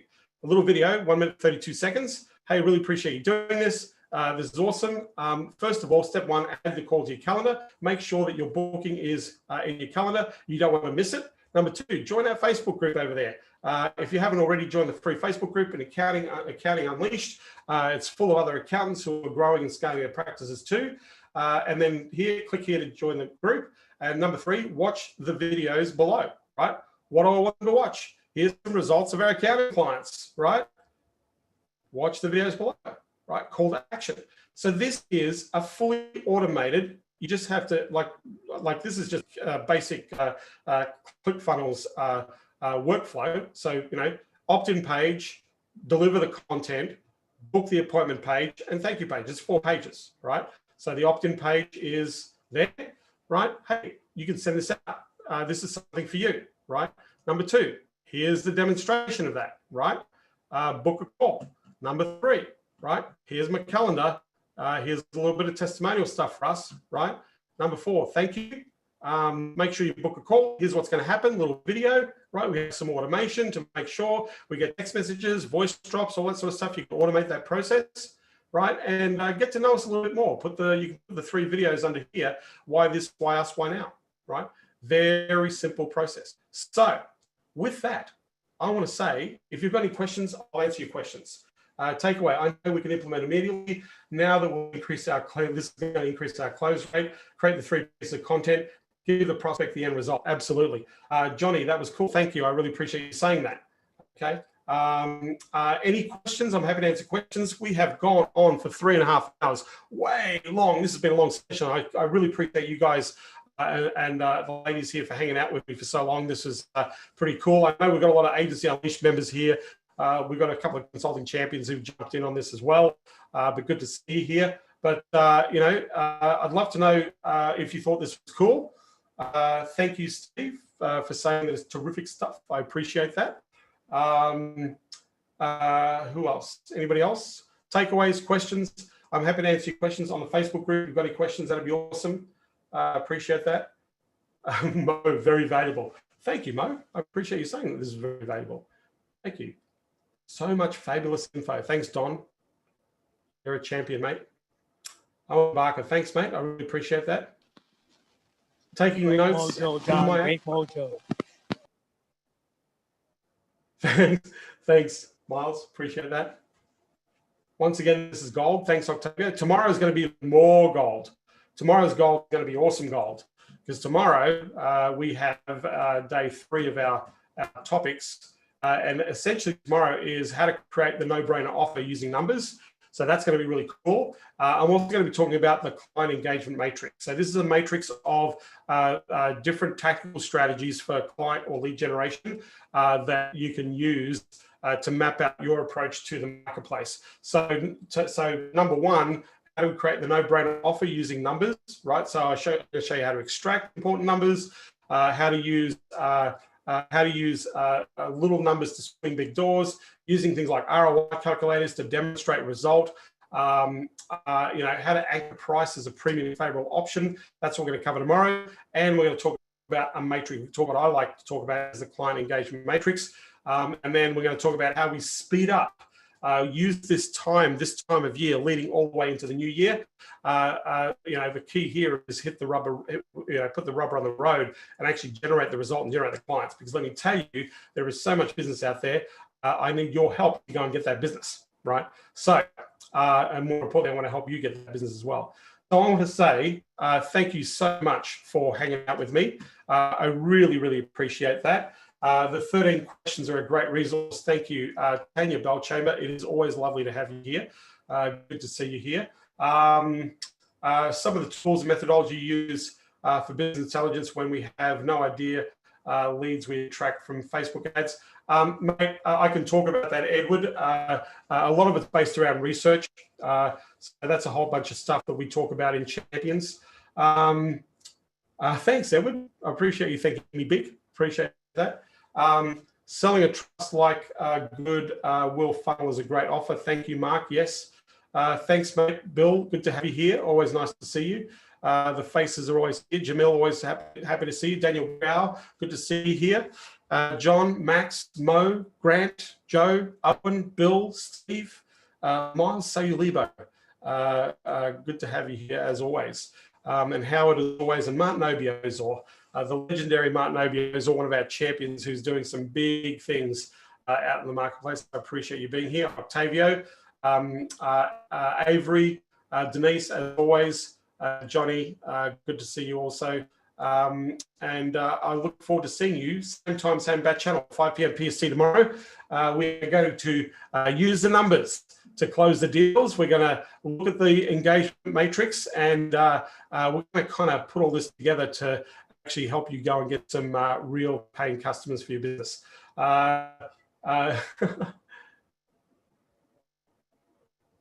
Thank you, Edward. I really appreciate it. All right. Take care, everybody.